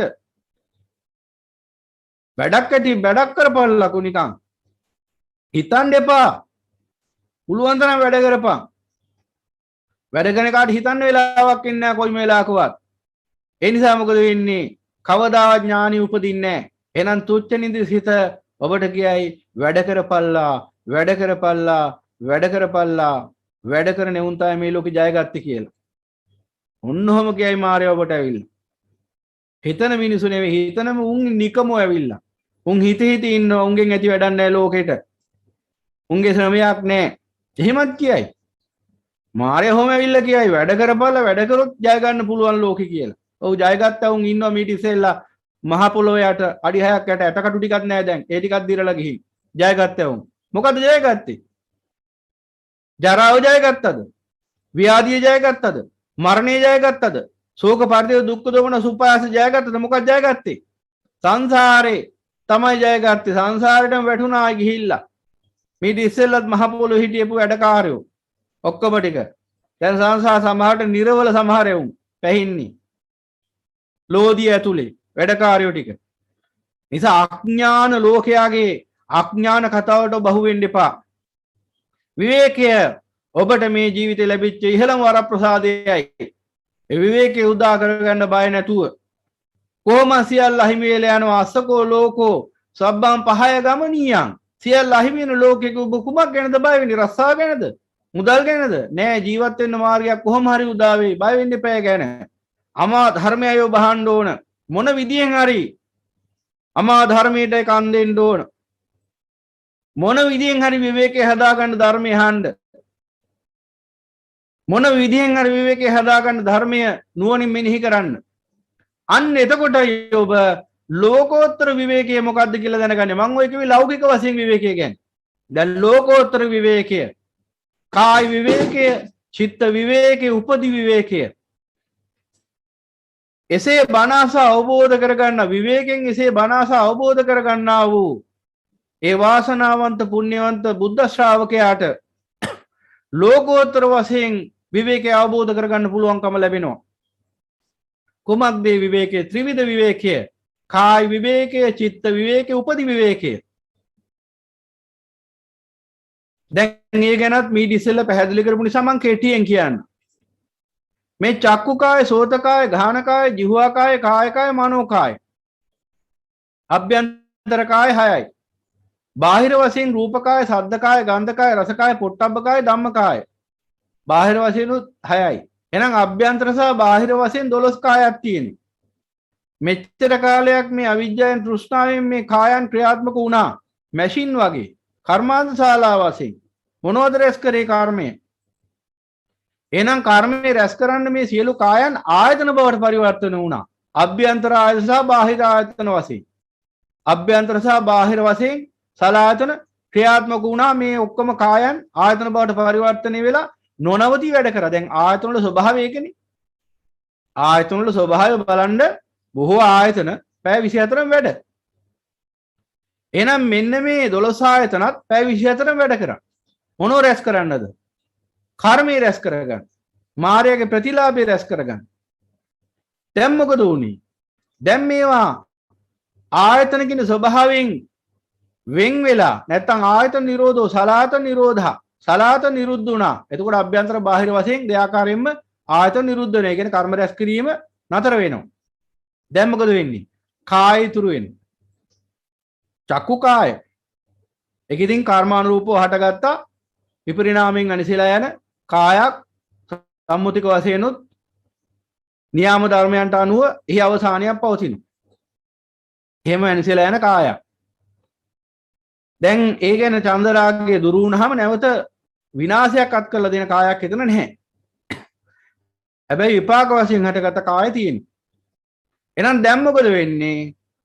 චන්දරාගයේ දුරු වුණාම අර ආයතන නිරුද්ධ වෙනවා. ආයතන නිරුද්ධ වුණාම මෙන්න මේ අභ්‍යන්තර සහ බාහිර වශයෙන් 12 ආකාර වශයෙන් සකස් වෙලා තියෙන මේ කායයන්ට විවේකයක් ලැබෙනවා.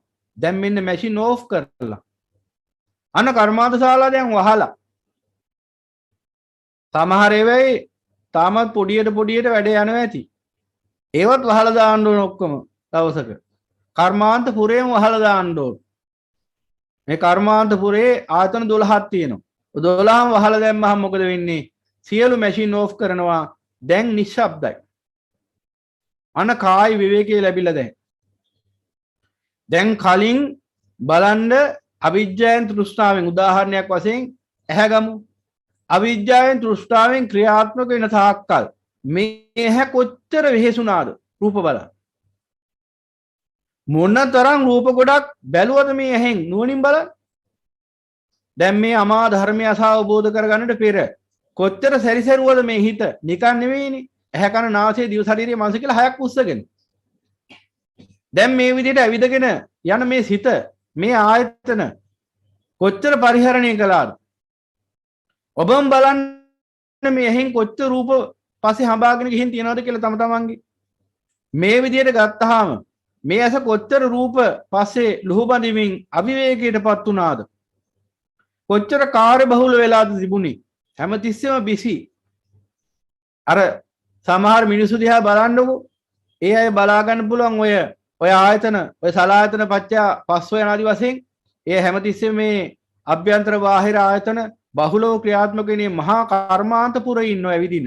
ඒ අය දිහා බලන්න පොඩ්ඩක් හැමතිස්සෙම ඉන්නේ නොසන්සුන් මනසකින් පිස්සුවෙන් වගේ ඉන්නේ.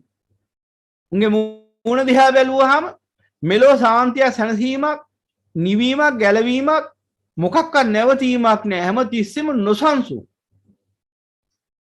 ඒ නීවරණ මතුවලානේ තියෙන්නේ. නිසා හැමතිස්සෙම නොසන්සුන් මනසකින් තමයි කටයුතු කරන්නේ. ඇයි?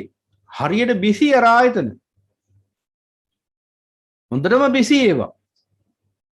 දැන් මෙන්න මේ කාර්ය බහුල බව නැති වෙලා ගිහිල්ලා. කාර්ය බහුල බව නැති වෙච්ච නිසා දැන් විවේකයටපත් වෙලා. දැන් මේ අභ්‍යන්තර සහ බාහිර කායයන්ට විවේකයක් ලැබිලා. දැන් බාහිර කායම් ලුහු බැඳීමකුත් නැහැ. අභ්‍යන්තර කාය වෙහෙසීමකුත් නැහැ. දැන් ඒ නිසා මොකද වෙන්නේ? ඒ කායන් සම්බන්ධයෙන් විවේකයක් ලැබිලා. විවේකය කියන්නේ අත්හැරීමට. අන්න අත්හැරීමක් ලැබිලා දැන්. ඉහළම අර්ථයෙන් විවේකය කියන්නේ නිවනට. එහෙනම් අන්න විවේකයක් ලැබිලා දැන්. බලන්න හැම මිනිස්සෙම විවේකයට කැමති මේ ලෝකේ. නමුත් බලන්න ඒ මිනිස්සෙම ඒ අවිජ්ජා තෘෂ්ණා නිසා විවේකේ අහිමි කරගෙන ජීවත් වෙන හැටි ලෝකෙ. හොඳට බලන්න. හැබැයි ඒ අයම කැමති විවේකෙන් ඉන්න. ඒ මොකද අර සාංශාරික පාරමිතාව නිසා. කවදා හෝ දවසක අමා ධර්මයේ මුණ ගැහින අර විවේකෙන් ඉන්න මොහොතක අවිවේකෙන් ඉන්න මොහොතක නෙවෙයි. අවිවේකෙන් ඉන්න මොහොතක ධර්මයේ මුණ ගැහුණා ධර්මයේ කියලා අඳුර ගන්න බෑ. අයි මත් වෙලා ඉන්නේ නීවරණයන්ගේ. රත් වෙලා ඉන්නේ. ඒ නිසා හොයාගන්න බෑ ධර්මයේද අධර්මයේද කියලා. එහෙනම් විවේක බුද්ධියෙන් තමයි මේ ධර්මයේ තෝරගන්න පුළුවන්කම ලැබෙන්නේ. ඒකට විවේකයේ තියෙන ඕනි ඉස්සෙල්ලම. එහෙනම් පින්වතුනි අන්න ඒ විවේකයේ ලැබුණාට පස්සේ ධර්මය අවබෝධ කරගත්තට පස්සේ අන්න මුලින්ම හිමි වෙනවා ලෝකෝත්තර වශයෙන් කාය විවේකී. ඒකේ අර කායයන්ගෙන් නිදහස් වෙච්ච නිසා ඇති වෙච්ච විවේකේ. කායයන්ට විවේකයක් ලැබුණා. දැන් ඇස ගැන අපි සඳහන් කළා වගේම කන නාසය දිව ශරීරය මනස ගැනත් තේරුම් ගන්න ඕන විදිහටම. කලින් කොච්චර මේවා අතිධාවනය කළාද? නවතින්නේ නැති වාහන වගේ විද්ද හතර අතේ. දැන් එහෙම නැහැ. දැන් ඒවට පුදුම සැනසීමක් ලැබිලා. දැන් ඔබම බලන්න ඔබගේ ජීවිතය තුළින් ධර්මයේ දැන් බලන්න සමහරු කියනවා අපි දැන් මේ ගොඩාක් අපේ පින්වතුන් බණහනයි කියන කතාවක් තමයි අපි දැන් රූපවාහිනිය නරඹන්නේ නැහැ කියන්නේ. ගුවන් විදුලියට සවන් දෙන්නෙත් නැහැ. ඒවා අවශ්‍ය මොන හරි ප්‍රවෘත්තියක් හරි මොන හරි ඒකත් ඉතින් ප්‍රවෘත්ති කියලා මොනවද කියන්නේ? අනුන්ගේ උපාදූප වගපල රාගදේශ මොහ උස්සන කතා තමයි ප්‍රවෘත්ති කියලා කියන්නේ. අහන්න වැදගත් දෙයක් දකින්න වැදගත් දෙයක් ඇත්තෙම නැහැ එහෙම බැලුවාම. අවශ්‍ය දෙයක් තියෙනනම් තෝරා බේරාගෙන බලන්න පුළුවන් ඒක වැරද්දක් නැහැ. හැබැයි අති බහුතරයක් තියෙන වැඩකට නැති හිස් දේවල් හිස් මිනිසුන්ගේ හිස් කතා හිස් රූප. ඒ නිසා දැන් මොකද බොහෝ දෙනෙක් කියන රූපවාහිනිය නරඹන්නෙත් නැහැ ගුවන් විදුලියට කන් දෙන්නෙත් නැහැ. දැන් බලන්න එතරම් ඇහැට කනට ලැබිච්ච විවේකී. කලින් උදේ නැගිට වෙලා ඉඳලම කොයිතරම් ඔය ඇහැ වෙහෙසෙව්වද කොයිතරම් ඔය කන වෙහෙසෙව්වද ඔය නිස්සාර රූප ශබ්ද අවශෝෂණය කරගන්න. කාගේ උමනාවටද? තුච්ච නින්දේ සිට නැමැති මායාවේ උමනාවට. දැන් යථාබෝධය ලැබිලා දැන් මේ කායන්ට විවේකේ ලැබිලා දැන් බලන්නේ කාය ඒ විවේකේ කොච්චර සුවදායකද කියලා. දැන් මේ පින්වතුන් මොකද කරන්නේ? ඒ ඇහෙන් ඒ කනෙන් වෙන විදිහකට ප්‍රයෝජනයක් ගන්නව කොහොමද? ඒ ඇහෙන් බණ පොත් කියවනවා. ඒ කනින් ධර්මීය ශ්‍රවණය කරනවා. අන්න බලන්න. දැන් කොච්චර සාන්තියකට සුවයකටපත් වෙලාද? අන කාය විවේකී. ඊළඟ චිත්ත විවේකය. දැන් චිත්ත විවේකය කියන්නේ මොකද්ද කියලා දැන් පැහැදිලි එක්ක සිත හතර අතේ ඇවිද්දා. කොතන වාඩි වෙලා හිටියත් හිත තිබුණේ එතන නෙවෙයි. හිත තිබුණේ ඊට යොදුන් ගානක් ඈත. හිත අති ධාවනය කළ හතර අතේ ඇවිද සක්වල පුරා විද්දා. හිතට මහ වෙහෙසක් තිබුණේ. ඔබම නුවණින් බලන්න දැන් ඔබට දැන් නුවණින් දකිනකොට ඒක තේරෙනවා ඇති. හිතට මහ වෙහෙසක් තිබුණා ඒ කාලේ. ඇයි ඒ? අති ධාවනය වෙනවා හිත. ඒ කියන්නේ හිතන්න ඕන සීමාවන් විෂය ඉක්මවලා හිතනවා. විෂය අතික්‍රාන්තව හිතනවා. හිතන්න බැරි සීමාවටත් හිතනවා. හිතන්න ඕන දේත් හිතනවා නැති දේත් හිතනවා. වැඩි හරියක්ම හිතුවේ හිතන්න ඕන නැති දේවල්. අනවශ්‍ය කුණු ගොඩවල් ගැනමයි හැමතිස්සෙම හිතුවේ. ඇයි? අවශ්‍ය ධර්මයක් ගැන හිතන්න ඕන ධර්මයක් ගැන අවබෝධයක් නැති කාලේ කොහොමද ඉතින් හිතන්න ඕන මොනවද නොහිතන්න ඕන මොනවද කියලා එහෙම අවබෝධයක් නිශ්චයක් තිබුණේ නැහෙනි. ඒ නිසා වැඩි හරියක්ම හිතුවේ අනවශ්‍ය දේවල් ගැන. අනුන්ගේ වගපල ගැනයි, අනුන්ගේ අදකුද ගැනයි, ලෝකේ තියෙන වගපල ගැනයි, ලෝකයේ අදකුද ගැනයි. ඒක නිසා තමයි උදේ පාන්දර නැගිට ගමන් පත්තරේ අතට ගත්තේ. උදේ පාන්දර ටීවී එක දාගත්තේ. හතර අතේ තියෙන කුණු ගොඩවල් ඔක්කොම විමර්ශනය කරා. හිතට කිසිම විවේකයක් තිබුණේ නැහැ. ගෙදර ප්‍රශ්න 1000 මිනිහා කතා කරනවා ඇමරිකාවයි රුසියාවයි අතර යුද්ධ ගැන. එහෙම නැත්නම් ගාසා තීරයට බෝම්බ ගහන එක ගැන. නැත්නම් උගන්ඩාවේ තියෙන ප්‍රශ්න ගැන කතා කරනවා. ගෙදර දහසක් ප්‍රශ්න. ඔන්න ඔහොම මිනිස්සුත් ඉන්නවා. දැන් එයාගේ හිත කොතනද නතර වෙලා තියෙන්නේ කියලා හිතා ගන්න පුළුවන්. සමහර මිනිස්සු ඉන්නවා ප්‍රවෘත්ති බැලුවේ නැත්තම් නිින්ද යන්නේ නැහැ කියන. මොන වගේ හිතක්ද ඔහුට තියෙන්නේ? කෙලෙස් වලින් ගැවසිච්ච හිතක්. අර මොකටද ප්‍රවෘත්ති බලන්නේ? කුණු ගොඩවල් ටිකක් රස විඳලා සංකාර ටිකක් රැස් කරගන්න. ඒකනේ ප්‍රවෘත්ති බලන්නේ. තමන් ගැන දන්නේ නැති මිනිස්සු ලෝකය ගැන හොයනවා. අත්තානන්තේ ගවේස සුඛින් නිරත්තං විහඤ්ඤසි. තමන් ගැන සොයන්න ඕන. ලෝකය ගැන මොකටද සොයන්නේ? ලෝකේ දින වගපල හෙව්වා කියලා. අඟහරුගේ පස් කියලා පරීක්ෂා කරා ඒක ගැන ඇහුවා කියලා. හඳේ වතුර දිනවද කියලා හෙව්වා කියලා. ඕවා දැනගත්ත කියලා තමන්ට ඇතිවද ඵලෙ මොකක්ද? අද රැද දන්නේ පණ යන්න තියෙන්නේ. අන්තිම පැය කීපෙද දන්නේ මේ ගත වෙන්නේ. හෙට උදේ වෙනකොට නිසල විඳින්න දන්නෙත් නැහැ. එහෙම ජීවිතයක් ගත කරන මින් මොනවද හොයන්නේ? අනුන්ගේ කුණු ගොඩවල්, ලෝකෙ සිද්ධ වෙච්ච දේවල්. ඒවට කියනවා සමකාලීන ප්‍රවෘත්ති වලින් අපි දැනුවත් වෙන්න. දැනුවත් වෙලා කී දෙනෙක් මරාද දැන්? එකට වෙච්ච සුගතියක් තියනවාද? එකට අත්වෙච්ච යහපතක් තියනවාද? කවුද හොම කිව්වේ? වෙලෙන්දෝ තමන්ගේ බඩු ටික විකුණ ගන්න. ඔබ ගුණාට අඳන්න. මීට ඉස්සෙල්ලා කරුණාකරලා නුවණින් බලන්න. ජොහන්ස් ගුටෙන්බර්ග් මුද්‍රණ යන්ත්‍රය හොයාගන්න ඉස්සෙල්ලා පත්‍ර තිබුණාද ලෝකෙ? ජෝන් ලොගී බෙයාඩ් රූපවාහිනී හොයාගන්න ඉස්සෙල්ලා ඔය ගුග්ලි එල්මෝ මාකෝනි ගුවන්විදුලි හොයාගන්න ඉස්සෙල්ලා ඔය යාන්ත්‍රික සංවේදන ක්‍රම හොයාගන්න ඉස්සෙල්ලා ලෝකෙ මිනිස්සු ප්‍රවෘත්ති කියලා දෙයක් දැනන් හිටියද? ඔය වගේ එගේ එදිනෙදා කටකතා ආපු කටකතා ඔය මොන හරි කැලෑ පත්තර එහෙම දේවල් තිබුණා ඒ කාලේ. නැත්තේ නෑ. හැබැයි ඒක ජීවන මාධ්‍ය බවට පත් වෙලා තිබුණාද? ඒ කියන්නේ මිනිස්සුන්ට ඔය ටික දැනගත්තේ නැත්නම් අද නිකන් කෑවේ නෑ වගේ එහෙම එකක් තිබුණාද? සම්මා සම්බුදු පියාණන් වහන්සේ ජීවත් වෙන කාලේ ඕවා තිබුණාද? අනුරාධපුරයේ මේ මහසෑය ඉදි වෙන කාලේ අටම ස්ථානයේ ඉදි වෙන කාලේ ඕවා තිබුණාද? එතකොටත් මිනිස්සු ජීවත් වුනේ නැද්ද? දැන් ප්‍රවෘත්ති බැලුවේ නැත්නම් නිින්ද යන්නේ නැහැ කිය. පිරිහිලා බින්දුවටම පිරිහිලා ඉන්නේ. ඒ කාලේ මිනිස්සු එහෙම බණක් දහමක් ඇහුවේ ධර්මයේ නුවණින් මෙනෙහි කළේ ඇයි? ඒ ඔවුන්ගේ ඔය වගේ මාරයන්ගේ හස්තයන් ඒ කාලේ බහුලව ක්‍රියාත්මක වෙච්ච නැති නිසා ඒ මාර ග්‍රහණයන්ට අහු වෙච්ච නැති නිසා එයාට හිතන්න කරන්න වෙලාවක් තිබුණා. දැන් වෙලා තියෙන්නේ මොකද්ද? දැන් ඒ ඔබට හිතන්න තියෙන අවකාශය තමයි මේ මාධ්‍ය විසින් අහුරලා තියෙන්නේ. උදේ ඉඳලා හවස වෙනකන් වැඩ කරලා ගෙදර ආපු ගමන් ඔබ මොකද්ද ක්‍රියාත්මක කරගන්නේ කියලා බලන්න ඕන. ඔබේ නිවසේ මොකද්ද නැති වුනේ එකෙන්? ශාන්තියක් නැති වුණා, සමගියක් නැති වුණා, හිතන්න තියෙන නිදහසක් නැති වුණා, විවේකයක් නැති වුණා, ඔක්කොම ටික නැති වුණා. වෙලඳු ටිකක් ඔබේ ජීවිතය මංගොල්ල කෑවා. ඒක තමයි ඇත්ත. මාව මරාගෙන කෑවත් ඒක තමයි ඇත්ත.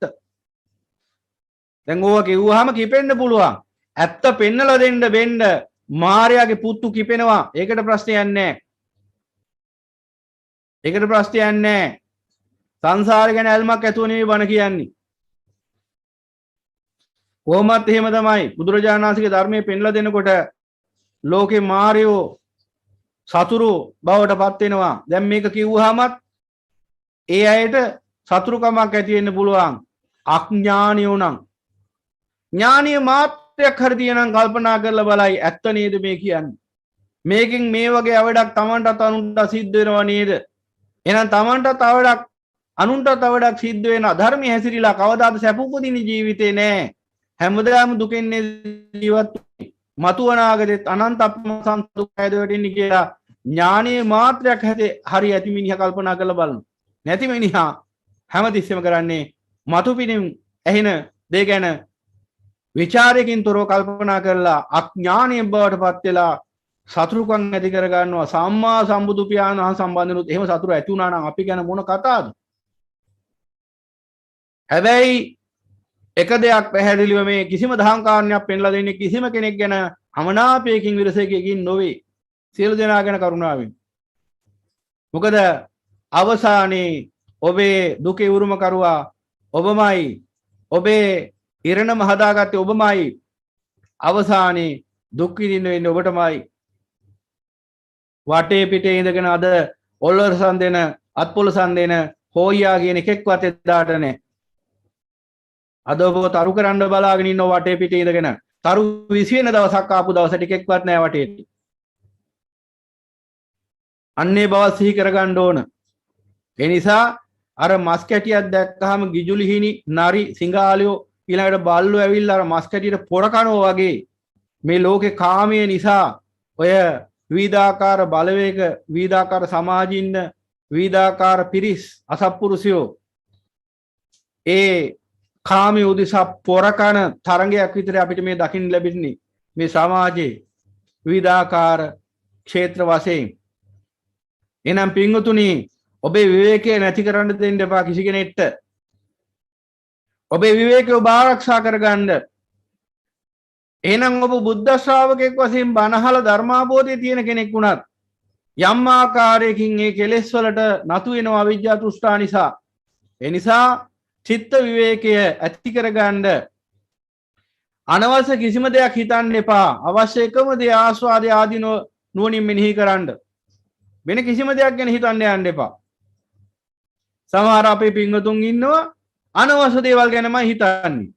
අනුන්ගේ මාර්ගඵල ගැනයි, අනුන්ගේ අවබෝධය ගැනයි, අනුන්ගේ අදකුද ගැනයි තමන් ගැන හිතන්න, තමන්ගේ අදකුද දකින්න, තමන්ගේ අවබෝධය පරීක්ෂා කරන්න, තමන්ගේ කෙලෙස් නිවිච්ච ප්‍රමාණය මැන බලන්න. අනුන්ගේ කෙලෙස් නිවිච්ච ප්‍රමාණය මැන බලන්න යන්න එපා. අනුන්ගේ ඥාන ගැන කල්පනා කරන්න එපා. කිසිම දෙයකින් ඔබට ඇති ප්‍රයෝජනයක් නැහැ නේ. සමහරව ඉන්න කොච්චර කිව්වත් ඒ කැත පුරුද්ද දුරු වෙන්නෙම නැහැ. අනුන් ගැනම විමර්ශනය කරන්න යන්නේ. සම්මා සම්බුදු පියාණන් වහන්සේ මෙච්චර පැහැදිලිව දේශනා කරනවා නේද අපට අත්තානන්තේ ගාවේසසු තමන් ගැන විමර්ශනය කරන්න කියලා. එතකොට ලෝකය ගැන අපිට කතා කරන්න හේතු නැතුව යනවා. ලෝකය ගැන අපි ධර්මානුකූලව පෙන්ලා දෙන එක වෙනම දෙයක්. හැබැයි අපේ වටිනා කාලයේ මේ ලෝකයාගේ වගපල අදකුද ගැන කතා කර කර අනුන්ගේ අදකුද ගැන කතා කර කර කාලය ගත කරන්න අපට උමනාවක් ඇති වෙන්නේ නැහැ. එතකොට ඒ නිසා පින්වතුනි කිසිම අවස්ථාවක මේ බණහන අපේ සමාජිකයෝ අපේ පින්වත් පිරිසටත් විශේෂයෙන්ම අපි කියන්නේ ඔය ගොඩක් දෙනෙක් තියෙන පුරුද්දක් තමයි අනුන්ගේ මාර්ගඵල, අනුන්ගේ ධර්මාභෝධය, අනුන්ගේ ඥාන මෙන්න මේවා ගැන කතා කරන්න යනවා. මේවා ගැන හොයන්න යනවා. උන්වහන්සේ නම් මේ මට්ටමේ නෑ ඇත්තේ, අරුන්වහන්සේ නම් මේ මට්ටමේ නෑද නේද ඇත්තේ. ඔය පුළුවන් දේවල් ඔබට නිශ්චය කරන්න. කොහොම නිශ්චය කරන්නද? ඒ නිසා ඒ අනවශ්‍ය දේවල් කරන්න යන්න එපා. ඒ හැම පැත්තෙම නිදහස් වෙන්න. නිදහස් වෙලා ඔබ හිතන්න ඕන එකම දේ මොකක්ද? ආස්වාදය ආදීනව ගැනයි. ඒක නිසා තමයි හැමදාම කියන්නේ. එතකොට තමයි මිනිසුන්ට හිතෙන්නේ හැමදාම හාමුදුර එකමයි කිව්වේ කියලා. ඔව් එකම තමයි කියේ. තව අවුරුදු ජීවත් වෙන යම් තාක්කල් ජීවත් වෙනවද? එතකන් එකම තමයි කියන්නේ. හැබැයි ඒකම දේ කියන්නේ කියලා චෝදනා කරන මිනිසුන්ට මම ඇඟිල්ල දික් කරනවා. ඔබ එකම දේ කියනවා කියලා කියන්නේ ඔබ කිසිම දෙයක් කනකට ගත්තේ නැති නිසායි. ඒකයි එහෙම කියන්න වෙලා තියෙන්නේ. කිසිම ධර්මයක් අවබෝධ වෙලා නැති නිසායි ඔබ එහෙම කියන්නේ. නැත්තම් මේ මොකද්ද කියන්නේ කියලා පැහැදිලිව තේරෙන්න ඕන. ආස්වාදයේ ආදීනව දැකීමයි ඔබ කළ යුතු එකම දේ. හිතන්න ඕන එකම දේ එකයි. යෝනිසෝ මනසිකාරය නුවණින් මෙනෙහි කරන්න. හිතන්න පුළුවන් ක්‍රම දෙකක් තියෙනවා. අයෝනිසෝ මනසිකාරය සහ යෝනිසෝ මනසිකාරය. අයෝනිසෝ මනසිකාරය කියලා කියන්නේ මේ සියල්ල නිච්ච සුඛ අත්ත සුභ වශයෙන් මෙනෙහි කිරීම. අයෝනිසෝ මනසිකාරය කියන්නේ.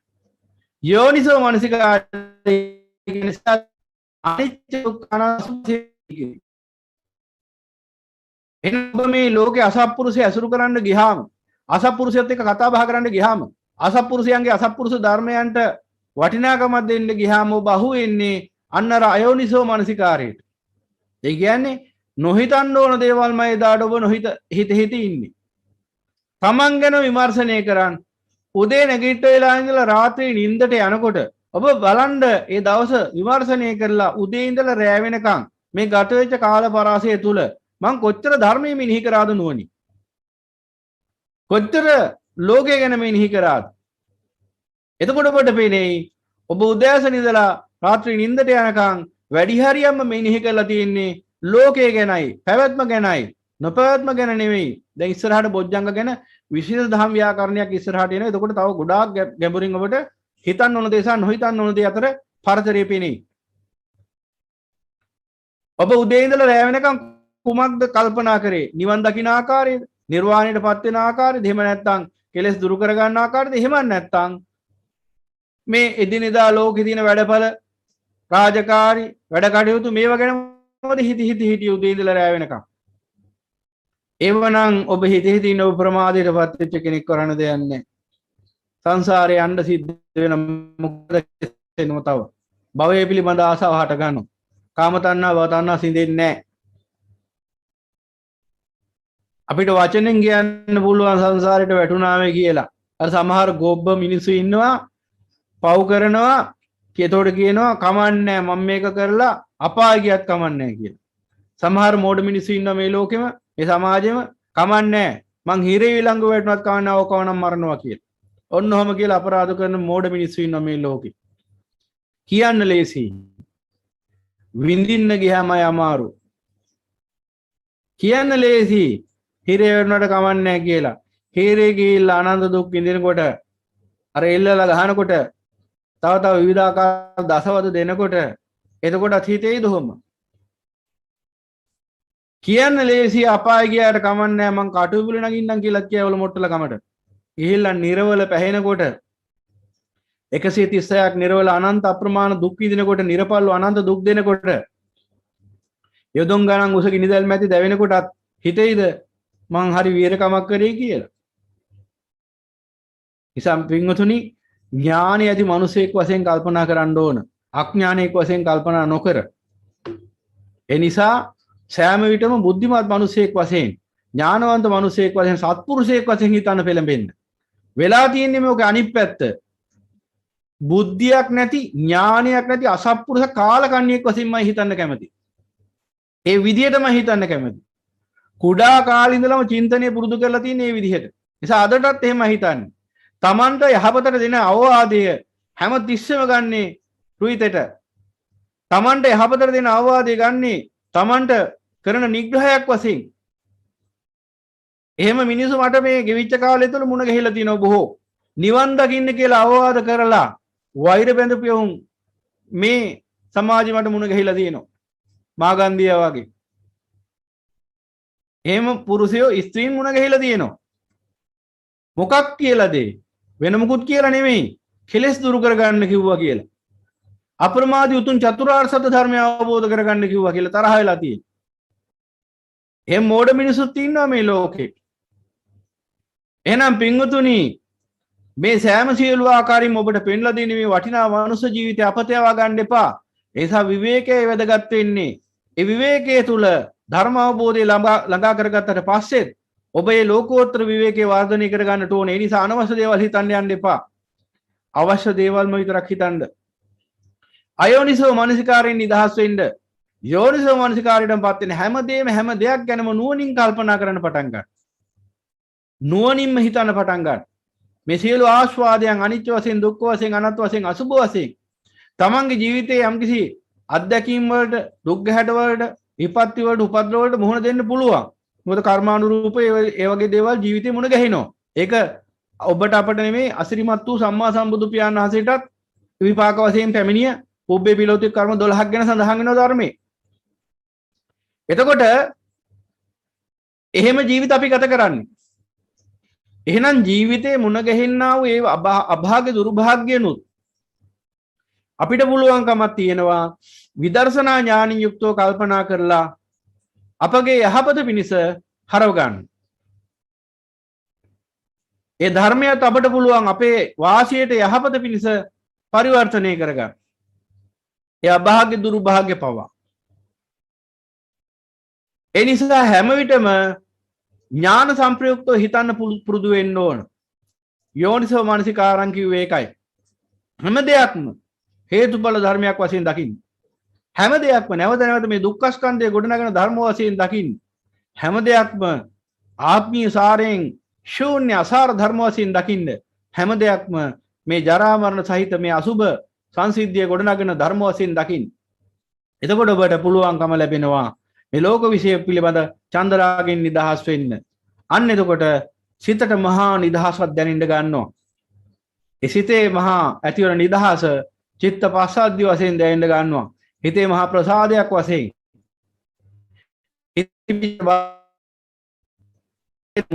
නැත නීවරණ නැගෙන්නේ කාමච්ඡන්ද ව්‍යාපාද තීන මේ දුක්ඛ කුච්ච විචිකිච්ඡා. දැන් මොකද වෙන්නේ? හිත පිරිසිදුයි. දැන් හිතට මහා විවේකයක් ලැබිලා අන්න චිත්ත විවේකේ. දැන් මේ චිත්ත විවේකයේ තුල මොකද වෙන්නේ? චිත්ත විවේකයේ තුල ඔන්න වැඩෙන්න ගන්නවා සමාධිය. මුලින්ම තුනේ ශනික සමාධියක් විතරයි. දැන් උපචාර සමාධියක් වැඩිලා. දැන් මේ පැය ගණන් බණහන්නේ කොහොමද නැත්තම්? ඔබට පුළුවන් ද බලන්න පැය ගණන් බණහනවා තියා විනාඩි 10ක් 15ක් එක තැනකවත් වාඩිලා ඉන්න මේ සමාධිය වැඩිච්ච නැති කාලෙක. එහෙම ඉන්න පුළුවන්කමක් තිබුණාද? දැන් එහෙම නැතුව පැය ගාණක් පැය 10ක් 12ක් කර එක දිගට බණහගෙන ඉන්න පුළුවන් තරමට හිත නීවරණයන්ගෙන් නිදහස් වෙලා සමතේටපත් වෙලා. අනිචිත්ත විවේකය ඒ උපචාර සමාධිය දැන් වැඩිලා. දැන් මොකද වෙන්නේ? මේ උපචාර සමාධිය එන්න එන්න තව වැඩෙනවා දැන් ඉස්සරහට. ඒකයි ලෝකෝත්තර දහන් කිව්වේ. එන්න එන්න කෙලෙස් සුද්ධ වෙන්න මොකද වෙන්නේ? දැන් උපචාර සමාධිය ක්‍රමානුකූලව අර්පණා දක්වා. කියන්නේ ඊට එහා ගිය නිශ්චල චිත්ත ස්වභාවයක් දක්වා වැඩෙන්න පටන් ගන්නවා. අර්පණා දක්වා ක්‍රමානුකූලව. ඒ සමාධි ඉන්ද්‍රිය බලවත් අයගේ සමාධි ඉන්ද්‍රිය දුර්වල වුණත් ප්‍රඥා ඉන්ද්‍රිය බලවත් අයගේ යම් මට්ටමකට චිත්ත ස්වභාවය පාරිශුද්ධ වෙමින් සමත විදර්ශනා වැඩෙනවා. එයාගේ විදර්ශනා පූර්වාංගම සමතේ හරි වැඩෙනවා. ඒව ගැන ඉස්සරහට අපි තව ගැඹුරට සාකච්ඡා කරමු. එතකොට මෙන්න මේ විදිහට දැන් චිත්ත සමාධිය වැඩෙන්න ගන්නවා. දැන් Tamanටම දැනෙනවා දැන් හිත හරිම සැහැල්ලුයි. දැන් හිත හරිම නිදහස්. හිතට බරක් නැහැ දැන්. හිත විවේකයටපත් වෙලා. අන්න චිත්ත විවේකය. ඒ තමයි ආර්ය සමාධිය. දැන් උන ආර්ය සමාධිය වැඩෙනවා. චිත්ත විවේකය. දැන් විවේක දෙකයි. කාය විවේකයයි චිත්ත විවේකයයි. ඊළඟ මොකද වෙන්නේ? උපදි විවේකය. උපදි විවේකය කියන්නේ මොකද්ද? මේ මෙච්චර දවසක් මේ කාමී ආස්වාදයේ සැපයි කියන මානසිකත්වයෙන් යුක්තව අවිජ්ජාන් තෘෂ්ණාවෙන් කල්ගත කරපු නිසා හැම තිස්සෙම මුහුණ දුන්නේ ශෝකයන්ටයි බයටයි. කාමතු ජාති ශෝකෝ කාමතු ජාති භයං. දැන් කාමතු විමුක්තස නාති ශෝකෝ කුතෝ භයං. දැන් කාමෙන් වෙන් වෙලා. ඒ නිසා දැන් ශෝකයක් නැහැ බයක් නැහැ. අනේ දැන් උපද්‍රව වලින් නිදහස් දැන්. ඒ ශෝකේ බයනේ උපද්‍රව. දැන් මේ ලෝක සත්‍ය හැම දෙස්සෙන් බලන්න බයෙන් තැතිගෙන ඉන්නේ. අර මුවෝ වගේ. මොන වෙලාවෙ අනතුරක් එයිද දන්නේ මොන වෙලාවෙ කරදරයක් විපතක් පිළිබඳ පණිවිඩයක් එයිද දන්නේ තමන් ගැන හෝ තමන්ගේ සමාජිකයෝ පවුලේ සමාජිකයෝ වෙන්නත් පුළුවන් සතර වර්ගයේ ඥාති වර්ගය වෙන්නත් පුළුවන් කවුරුන් හර ගැන මොනවා හරි දැන් උසුදුසු වෙලාවක කියන්නේ රෑ රාත්‍රී ජාමේ කෝල් එකක් එහෙම ආවොත් මොකද වෙන්නේ? ටක් ගාලා හිතෙනවා කාට හරි කරදරයක්ද දන්නේ නැහැ. ගෙදරින් කතා කරන අම්මලා මොකක් හරි උපතක්ද දන්නේ නැහැ. සමහර කෝල් එකට ආන්සර් කරන්නෙම නැතුව ඇලපෙන මිනිස්සුත් ඉන්නේ. ඒ තරම් බයක් හටගන්න මේ මොහොතදී. දැන් මේ වගේ හැම තිස්සෙම අවිනිශ්චිත බියකින් පෙළි ඉන්නේ. ශෝකයයි බයයි හැම තිස්සෙම. ඇයි ඒ? අර තමන් ප්‍රිය කරන තමන් කැමැත්තෙන් බැඳිච්ච ලෝකයක් තියෙන නිසා ඒක අහිමි වෙයි. කැඩෙයි බිඳෙයි වෙනසෙයි ලෙඩ වෙයි මැරෙයි කියලා හැම තිස්සෙම බයයි. ඒ නිසාම ශෝකේ හට ගන්නවා. අනේ එහෙම වුණොත් අනේ මෙහෙම කැඩුනොත් බිඳුනොත් වෙනසුනොත් මැරුණොත් ලෙඩ වුණොත් අනේ මට කොච්චර ශෝකයක්ද කියලා එහෙම වෙන්නත් කලින් හිතලා ශෝක කරනවා. එහෙම වුණාට පස්සේ පොළවේ පස් කකා ලහි අත් ගහ කලන්තේ දාගෙන ඇදගෙන වැටලා ශෝක කරනවා. එහෙනම් මේ ශෝකයේ බය මේ උපද්‍රව පැමිණුනේ ඇයි? කාමයේ හේතු කරගෙන. ඒ නිසා හැමතිස්සෙම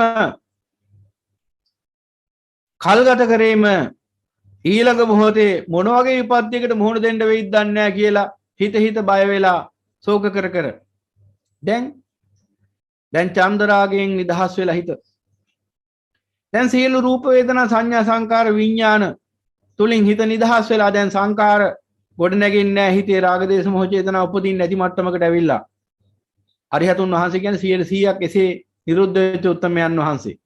දැන් එතකොට මේ මග වඩන ශ්‍රාවකයන් තුලත් අඩු වැඩි වශයෙන් මේ නිරෝධය සිද්ධ වෙනවා. දැන් මොකද වෙන්නේ?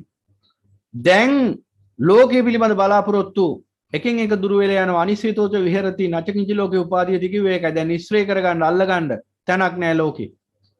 අසුරු කරන්න තැනක් නැහැ. මොකද අසුරු කරන්න වටින ලෝකයක් නෙවෙයි මේක. සියලු රූප වේදනා සංඥා සංකාර විඥාන අනිත්‍යයි දුක්ඛයි අනාත්මයි අසුභයි. ඒ නිසා මේ ලෝකයෙන්ම හිත නිදහස් වෙනවා. නචකින්ච ලෝකේ උපාදීයති. දැන් ලෝකේ අල්ලගන්න තැනක් බැඳෙන්න තැනක් නැහැ හිතට. දැන් ඒ නිසා කිසිම රූපයක් ගැන බයක් හටගන්නේ නැහැ, ශෝකයක් හටගන්නේ නැහැ. කිසිදු වේදනාවක්, සංඥාවක්, සංඛාරයක්, විඥානයක් ගැන බයක්, ශෝකයක් හටගන්නේ නැහැ. දැන් මොකද වෙන්නේ? දැන් මේ සියල්ලෙන් හිත නිදහස් වෙනකොට අන්න අර මෙච්චර කාලයක් හිතේ තිබුණානි ඊළඟ මොහොතේ මොන වෙයිද දන්නේ නැහැ අනාදි වශයෙන් ශෝකයක් බයක් අන්නේ උපද්‍රවයන්ගෙන් හිත නිදහස් වෙනවා. දැන් මොනවා වෙන්නද කියලා නුවණින් දකින්න. සියලු රූපයන්ගේ සියලු වේදනාවන්ගේ සියලු සංඥාවන්ගේ සියලු සංකාරයන්ගේ සියලු විඥානයන්ගේ යථාර්ථය දකින්න සිතකට ඊළඟ මොහොතේ බයක් ශෝකයක් ඇති කරගන්න හේතුවක් නැහැ. මොකද සියල්ල පිළිබඳ යථාබෝධින් යුක්තව ජීවත් වෙන්නේ. ඒ නිසා උපද්‍රව නිසා හටගත් යම් අවිවේකයක් ඇත්නම් අන්නේ අවිවේකයක් දුර වෙලා ගිහිල්ලා උපදි විවේකේ හට ගන්න. උපද්‍රව නිසා ඇතිවෙච්ච හිතේ අවිවේකය හිතේ විතරන්නේ ගතෙත් අවිවේකයක් ඇති වෙනවා. දැන් හිතන්නකෝ කාමයේ ඇසුරු කරන ලෝකයාට නිරන්තරයෙන් මේකනේ අර ගිහිල්ලා පොඩ්ඩක් බලන්නකෝ පාරේ එහෙ දුවනවා මෙහෙ දුවනවා කොහෙ දුවනවද දන්නේ නැහැ. මහා පාර කියන්නේ එහෙම් පිටින්ම ගාලගෝට්ටියක්. හැම තිස්සෙම දුවනවා මේ මොනවද මේ? අර කාමයේ නිසා හටගත් උපද්‍රව. ඒවට විසඳුම් හොයන්න. එහෙනම් අන්න උපදි විවේකයේ ලැබුණාම මොකද වෙන්නේ? සිතටත් ගතටත් දෙකටම කාය චිත්ත විවේකයේ තව තවත් වර්ධනය වෙනවා. එහෙනම් ඔන්න ඔය ආකාරයට කාය විවේකයේ, චිත්ත විවේකයේ, උපදි විවේකයේ අනාදි වශයෙන් තුන් ආකාරයකින් ලෝකෝත්තර ආර්ය ශ්‍රාවකයාට විවේකී උදා වෙනවා. එයම මහා ශාන්තියක් වෙනවා උඩ. එයම මහා සැපතක් වෙනවා. ඒ සැපත කවදාවත් කාමයේ බැහැගෙන ඉන්න අඥාන අන්ධබාල පුතග්ජනට අත්දකින්න බෑ. ඔහුට හිතෙන්නෙම විවේකයේ කියන්නේ අනවශ්‍ය දෙයක් කියලා. ඒ නිසාම ඔහු පුළුවන් තරම් අවිවේකී ජීවිතයක් ගත කරලා සිත නැමැති මායාවේ වහලෙක් වෙලා වැඩකාරයෙක් කියලා වැඩ කර ඉන්නකොට කොයි වෙලාවකරි පාණ යනවා. ඊට පස්සේ ගෙදර මිනිස්සු ගිහිල්ලා කනතර විසි කරලා දානවා නිස්සාර ජීවිතේ. ඊට පස්සේ ඒ මිනිහලු ටිකවත් වත්තටවත් ඇද්දගන්නේ. ඒ තරම් සාපලත් ඒ තරම් මෝසල මිනිහලු. ඇයි ජීවත් වෙනකන් වූ ජීවත් වුනේම සාපලත් මෝසල කාලකන්ණි ජීවිතයක් ගත කරමින්. නිසා මිනිහලු ටිකේවත් නෑ සාන්තියක්. හැබැයි සම්මා සම්බුදු පියාණන් වහන්සේගේ උතුම් ආර්ය මහා ශ්‍රාවකෙක් ආර්ය ශ්‍රාවකෙක් මිය ගියාම උන්වහන්සේගේ ඒ භස්මාවශේෂ ටිකට පවා මිනිස්සු ගරු සත්කාර කරනවා දොහොත් මුදුන් තවාගෙන ගරු සත්කාර කරනවා ඒවා තියලා ස්තූප හදනවා පන්සල් ඉදි කරනවා ස්මාරක හදනවා දෙවියොත් මිනිස්සුත් බ්‍රහ්මියොත් ඊට ගරු සත්කාර කරනවා නමස්කාර කරනවා බලන්න වෙනස එහෙනම් විවේකට්ටං බුද්ධාන්තිති බොජ්ජංග විවේකයේ කියන්නේ කුමක්ද කියලා එසේ අවබෝධ කරගන්න ඕනේ එහෙනම් විවේකයේ පරමාර්ථය නිවනයි විවේකය anu නිවනට නම එහෙනම් මේ නිස්සරණේ නිරෝධය විවේකයේ වශයෙන් අවබෝධ කර ගැනීම ලෝකෝත්තරාර්ථයෙන් එසේ අවබෝධ කර ගැනීමත් බොජ්ජංගයක් බොජ්ජංග වලට අයිති අවබෝධයේ අංගයක් ඊළඟට අසංකතට්ටං සංකතට්ට අසංකතට්ට දැන් ඉස්සෙල්ලා සංකත ගැන අපි සාකච්ඡා කරා ඒ නිසා දැන් සංකත ගැන ආයි කියන්න අවශ්‍ය නැහැ දැන් අසංකත එහෙනම් එහිම විරුද්ධ අර්ථය සංකත කියන්නේ රාගෙන් දේශයෙන් මොහෙන් සකස් වෙච්ච මේ ලෝක ස්වභාවය ජීව සකල ලෝක විශ්ය එහෙනම් අසංකත කියන්නේ මොකක්ද රාගයේ දේශයේ මොහේ අවසන් වෙච්ච තැන දැන් සංවලට කෘත්‍යයක් නැහැ කරන්න දෙයක් නැහැ සං නැහෙනි සංයෝජන අවසන් නම් දැන් මොකද වෙන්නේ සකස් කරන්නෙක් නැහැ නැවත සංයෝජන අවසන් නම් ඒ කියුවේ තවත් ඉදිරියට කිව්වොත් අවිජ්ජා තෘෂ්ණා අවසන් නම් දැන් මොකද වෙන්නේ කර්ම රැස් වෙන්නේ හේතුවක් නැහැ හිතේ කර්ම රැස් වෙන්නේ නැත්නම් කර්ම භවයක් නැහැ කර්ම භවයක් නැත්නම් විපාක භවයක් නැහැ විපාක භවයක් නැත්නම් නැවත කර්මජ රූප සකස් වෙන්නේ නැහැ කර්මජ රූප සකස් වෙන්නේ නැත්නම් උතුජ රූප සකස් වෙන්නේත් නැහැ එහෙනම් ඒ දෙකේ ප්‍රත්‍යයෙන් චිත්තජ රූප සහ ආහාරජ රූප සකස් වෙන්නේත් නැහැ එහෙනම් දැන් මොකද වෙන්නේ සකස් වෙන කිසිම රූපයක් නැහැ එහෙනම් සකස් වෙන කිසිම රූපයක් හෝ නාමයක් එහි නැහැ නාම රූපං උපරුජ්ජති නාම රූප අවසන් දැන් මොකද වෙන්නේ එහි සකස් වන්න කිසිවක් නැති අර්ථයෙන් අසංගත කියන එහෙනම් රාග දේශ මොහ සංයෝජන සදාටම අවසන් වෙච්ච දවසට මොකද වෙන්නේ ඒ චිත්ත පරම්පරාව අවසාන කර්මයෙන් උපදවන අවසාන චිත්තයෙන් පස්සේ අවසානයටපත් වෙනවා සදාටම අනුපාද නිරෝධං නැවත නූපදින තත්ත්වයටපත් වෙනවා සිත ඒ කියන්නේ චිත්ත පරම්පරාව එතනින්ම අවසන් වෙනවා දැන් මොකද වෙන්නේ ඒ චිත්ත පරම්පරාව එතනින්ම එහාට එතනින්ම අවසන් වුණා නම් නැවත නාම රූප සකස් කරන්න පටිසන්ධි විඥානයක් නැත්තම් විඥානපච්චය නාම රූපං යන ආදි වශයෙන් නාම රූප සකස් වෙන්නේ නැහැ එහෙනම් එතනින්ම සසර ගමන අවසන් වෙනවා එහෙනම් ඒ අවසාන චිත්ත පරම්පරාවේ අවසාන චිත්තයත් එක්කම සදහටම ඒ පංච උපාදානස්කන්ධ ක්‍රියාවලිය අවසන් වෙනවා ඒ උත්තරීතර අවස්ථාවට අපි කියනවා උතුම් වූ පරිනිර්වාණය කියලා එහෙනම් ඒ පරිනිර්වාණයෙන් පස්සේ මොකද වෙන්නේ රාග දේශ මොහ ක්‍රියාවලියක් එහි නොපවතින නිසා කිසිවක් සකස් වෙන්නේ නැහැ කිසිවක් සකස් නොවන අර්ථයෙන් අසංඛත කියන දැන් සංකත කියලා වචනයක් තියෙනවානේ මේ සංකත කියන වචනෙට සංස්කෘතියෙන් කියන්නේ සංස්කෘත කියලාමයි සංස්කෘත භාෂාවෙන් සංස්කෘතිය කියලා වචනයක් තියෙන ලෝකේ දැන් අපි සංස්කෘති ගැන කතා කරනවා අන්තර් සංස්කෘතික ගැන අන්තර් සංස්කෘතික සම්බන්ධතාව ගැන ඔහොම ගැන කතා කරනවා අපි සංස්කෘතිය කියලා වචනයක් සංස්කෘතිය කියන්නේ මොකක්ද ඒ කියන්නේ කෙටි වචනයක් මට පැහැදිලි කරන්න හිතුණා සංස්කෘතිය කියන්නේ මොකක්ද කියලා විවිධාකාර සමාජ විද්‍යාඥයෝ අර්ථකථනය කරද්දී සංස්කෘතිය කියලා කියන්නේ මේ උපරිව්‍යුහයක් ජන සමාජයේ උපරිව්‍යුහයයි අදෝව්‍යුහය ආර්ථිකයයි උපරිව්‍යුහය සංස්කෘතිය යන ආදී වශයෙන් විග්‍රහ කරනවා. තවත් සමාජ විද්‍යාඥයෝ කියනවා මේ යම් ජන සමාජයක මිනිස්සු හිතන පතන විදිහ, කන බොන විදිහ, අඳින පළඳින විදිහ, ඔවුන්ගේ චර්යා ධර්ම, ඔවුන්ගේ පුරුෂාර්ථය තුළු ඒ සියලුම ඒ ජීවන ක්‍රමවේදයට අයිති අංග ඔක්කොම සංස්කෘතියට ඇතුළත් කියලා. ඔය විදිහට විවිධාකාර අර්ථකථන ඉදිරිපත් කරලා තියෙන ලෝකේ විවිධාකාර සමාජ විද්‍යාඥයෝ. දැන් ඔවුන් හිතන් ඉන්නේ අච්චරයි. අන බලන්න ඔවුන්ගේ අවබෝධයයි සම්මා සම්බුදු පියාණන් වහන්සේ පෙන්වා දෙන යථාර්ථය අතර තියෙන දුර. දැන් ඔවුන්ට අනුව ওই ටික විතරයි සංස්කෘතිය කියන්නේ. බලන්න නුවණින් කල්පනා කරලා බලන්න ගැඹුරු තැනක්. නොපෙනිච්ච තැන. දැන් මේ සමාජ විද්‍යාඥයන්ට අනුව ওই ටික විතරයි සංස්කෘතියට අයිති වෙන්නේ. ඒ කියන්නේ අර මිනිස්සු කන බොන විදිය, හිතන පතන විදිය, ඇවිදින විදිය, හැසිරෙන විදිය, විනෝද වෙන විදිය, ජීවත් වෙන විදිය ওই ටික. ඒ ටිකයි ඊට පස්සේ ඔවුන්ගේ නිවාස, ඇඳුම් පැළඳුම්, බෙහෙත් හේත් ওই ටිකයි ඔය කිව්ව ඒ අවශ්‍යතාව ටික ඉෂ්ට කරගන්න අවශ්‍ය කරන උපභෝග පරිභෝග වස්තුයි ඒ අසුරෙන් සකස් වෙලා තියෙන ඔවුන්ගේ ජීවන සම්ප්‍රදාය. ওই ටික තමයි සංස්කෘතිය කියන්නේ. ඔන්න සමාජ විද්‍යාඥයන්ට ගෝචර වෙච්ච කොටස. ඔතන ඔවුන්ට අහුවෙච්ච නැති තැනක් තියෙනවා. මොකද්ද? සංස්කෘතිය කියන්නේ ওই ටික විතරක් නෙමෙයි. සංස්කෘතියට අයිති ඔවුන්ගේ ජීවත් වන අවකාශය පවා.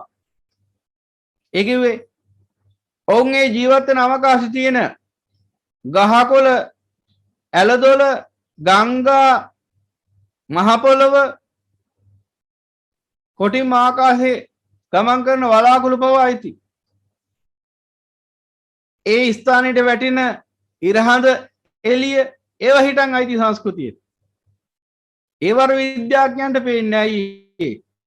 ඔන්න ඊටාම් පටු අවකාශයක් ඇතුලේ සංස්කෘතිය අර්ථකථනය කරගත්තේ. අර ඔක්කොමත් අයිති ඔවුන්ගේ සංස්කෘතියටයි. ඇයි ඔවුන්ට ඒ විදිහට ජීවත් වෙන්න සිද්ධ වුනේ? දැන් අපි උදාහරණයක් අර සුප්‍රකට කලහරි කාන්තාරේ ගෝත්‍රිකයෝ ගමුකෝ අර වතුර බින්දුවක් හොයාගන්න අනන්ත දුකක් විඳින ගෝත්‍රිකයෝ ගැන. දැන් ඔබ උන් දැකලා සමහර විට ඔය අන්තර්ජාලයෙන් හරි රූපවාහිනියෙන් හරි කොහෙන් හරි. එහෙමයි සොයාගෙන බලන්න පොඩ්ඩක් ඔන්න බලාගත හැකි උන් ගත කරන ජීවිතේ.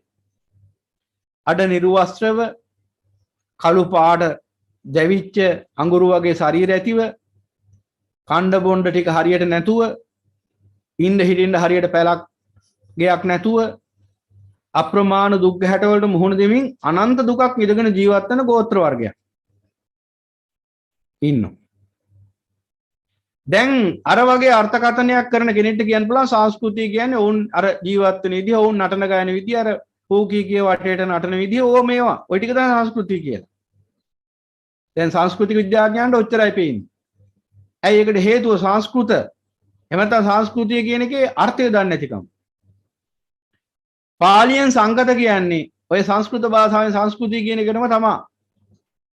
ඇයි ඔවුන්ට ඒ වගේ ජීවත් වෙන්න සිද්ධ වුනේ? වස්ත්‍රය අර මට්ටමට අඩු වුනේ කොහොමද? ඉන්න හිටින්න ගෙයක් නැති වුනේ කොහොමද? කණ්ඩ බොණ්ඩ ටික නැති වුනේ කොහොමද? වතුර බින්දුවක් හොයාගන්න අච්චර දුක් විඳින්නේ ඇයි? අර ඉරේලියෙන් අර එහෙම තැවෙන්නේ ඇයි? ඔවුන්ට ජලය මහාර්ග වස්තුවක්. ඒ ටික සංස්කෘතියට අයිති නැද්ද? ඒ වගේ ජීවන සම්ප්‍රදායකට පත් උනේ ඇයි ඔවුන්? ඒ වගේ ගෝත්‍රයක ඉපදුනේ ඇයි ඔවුන්? ඒ වගේ දුක්ඛිත ජීවිතයක් ගත කරන්නේ ඇයි ඔවුන්?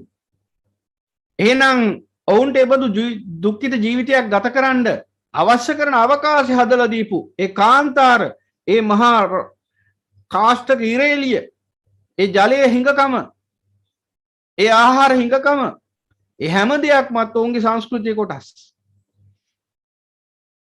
එහෙනම් ඒ සියල්ල අර කර්මජ රූප වලින් සකස් කරපු උතුජ රූප කලාපයන්ගෙන් සකස් වෙච්ච අවකාශ ලෝකයක් ඇතුලේ උරුම වෙච්ච දායාද. එහෙනම් නුවණින් දකින්න ඕන පැහැදිලිව ඒ ගෝත්‍රිකයෝගේ ජීවන චර්යා, ඔවුන් කන බොන විදිහ, ගෙවල් දොරවල් විතරක් නෙවෙයි, ඔවුන්ට එසේ ජීවත් වෙන්න පරිසරය සකස් කරලා දීපු අවකාශය පවා ඒ සංස්කෘතික කොටසක්. ඔය විදිහටම ලෝකේ ඕනම සමාජයක් දිහා බලන්න, ඕනම රටක් දිහා බලන්න, හැම රටකම හැම සමාජයකම මේ මිනිස්සු ගත කරන ජීවිතය ඇතුලේ ඒ ගොඩනැගිච්ච අවකාශය පවා ඔවුන්ගේ සංස්කෘතියම කොටසක්.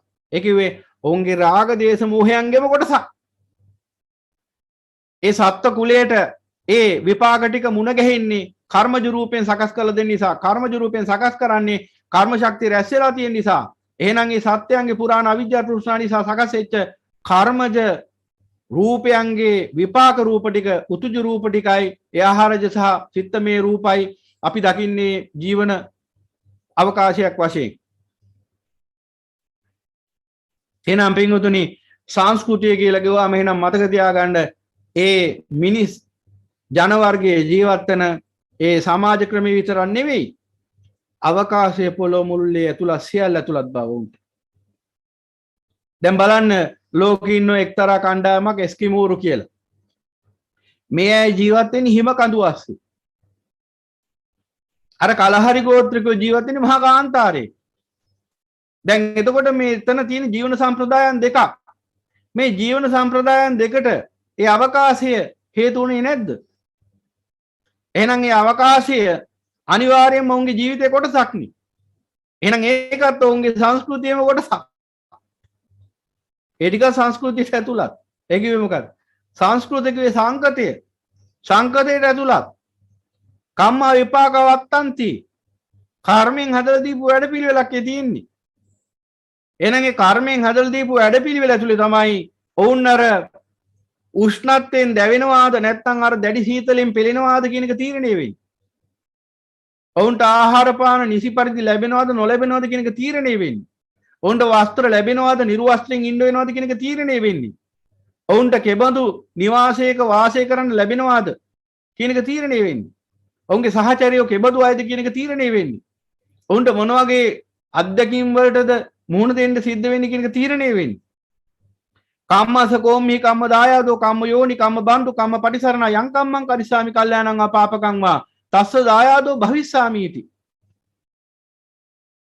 ඒ පුරාණේ රැස්වෙච්ච කර්මවල විපාක වශයෙන් තමයි පුණ්‍ය සහ පාප යන විපාකයන්ගේ ස්වභාවය අනුව තමයි ලෝකේ සංස්කෘතිය සකස් වෙලා තියෙන්නේ.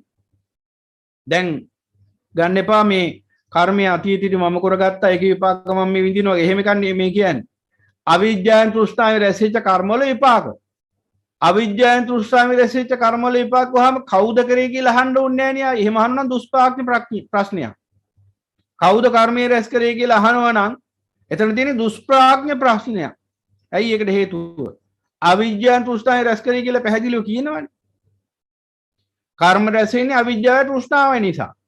අවිජ්ජායෙන් කර්ම රැස් වෙන තැන තමයි අවිජ්ජා පත්‍ය සංඛාරා කියන්නේ. තෘෂ්ණාවෙන් කර්ම රැස් වෙන තැන තමයි තණ්හා පත්‍ය උපාදාන උපාදාන පත්‍ය භවෝ කියන්නේ. එහෙනම් කර්ම රැස් වෙලා තියෙන අවිජ්ජායෙන් තෘෂ්ණාවෙන්. සත්‍ය පුද්ගලික ආත්මයක් විසින් රැස් කරපු කර්ම නේ. එහෙනම් අවිජ්ජාවෙන් තෘෂ්ණාවෙන් සකස් කරපු ලෝකයක් කිව්වේ ඒකයි. එහෙනම් සංස්කෘතිය අනුව අන්නේ අවිජ්ජාවෙන් තෘෂ්ණාවෙන් සකස් කරපු අර සමස්ත ලෝකය. ඒකට එතකොට සංස්කෘතිය කියලාද ලෝකය නිර්වචනය කරන එක ඇතුලේ තියෙන කොටස් ටික විතරක් නෙවෙයි ඊට එහාගේ තව කොටස් ගොඩක් ඇතුළත් වෙන බවයි පෙන්ලා දෙන්න අවශ්‍ය වුණේ. එහෙනම් පින්වතුනි ඔන්න ඔය ආකාරයෙන් සංස්කෘතිය දකින්න ඕන. සංස්කෘතිය කිව්වාම එහෙනම් අර කිව්ව ඉරහඳ තාරක වල වැටෙන එළියේ ඉඳලම හමන සුළං වල ඉඳලම ගහකොළ ජලතලයේ මේ පොළොව තලයේ මේ සෑම දෙයක්වත් ඒ සංස්කෘතියම කොටස්. ඒ සියල්ල කර්මජ රූපයන්ගෙන් සකස් කරපු සංකත. කර්මජ රූපයන්ගෙන් සකස් වෙච්ච සංකත. එහෙනම් දැන් සංකතේ හොඳටම වැටහුණා තවදුරටත්. එහෙනම් අසංකතය කියන්නේ මොකක්ද? එහෙම කිසිවක් නැහැ. ඇයි? අවිජ්ජා තෘෂ්ණා නිරුද්ධ වෙච්ච තැන කර්ම රැස් වෙන්නේ නැහැ. කර්ම රැස් වෙන්නේ නැති තැනක එහෙනම් කර්මජ රූප පහළ වෙන්න හේතු නැහැ. කර්මජ රූප පහළ වෙන්නේ නැත්නම් උතුජ රූපත් නැහැ, චිත්තජ රූපත් නැහැ, ආහාරජ රූපත් නැහැ. එහෙනම් සීල රූප නිරුද්ධයි. එහෙනම් නිකන් විතරක් නේ රූප විතරක් නිරුද්ධ වෙලා තියෙන නාමත් එක්කම නාම රූපං උපරුජ්ජති කිව්වේ ඒකයි. එහෙනම් එතන මම කියලා මගේ කියලා ගන්න කිසිවක් ඇත්තෙත් නැහැ, කිසිවෙක් ඇත්තෙත් නැහැ. එහෙනම් අන්නේ අර්ථයෙන් කෝ අසංකතයි.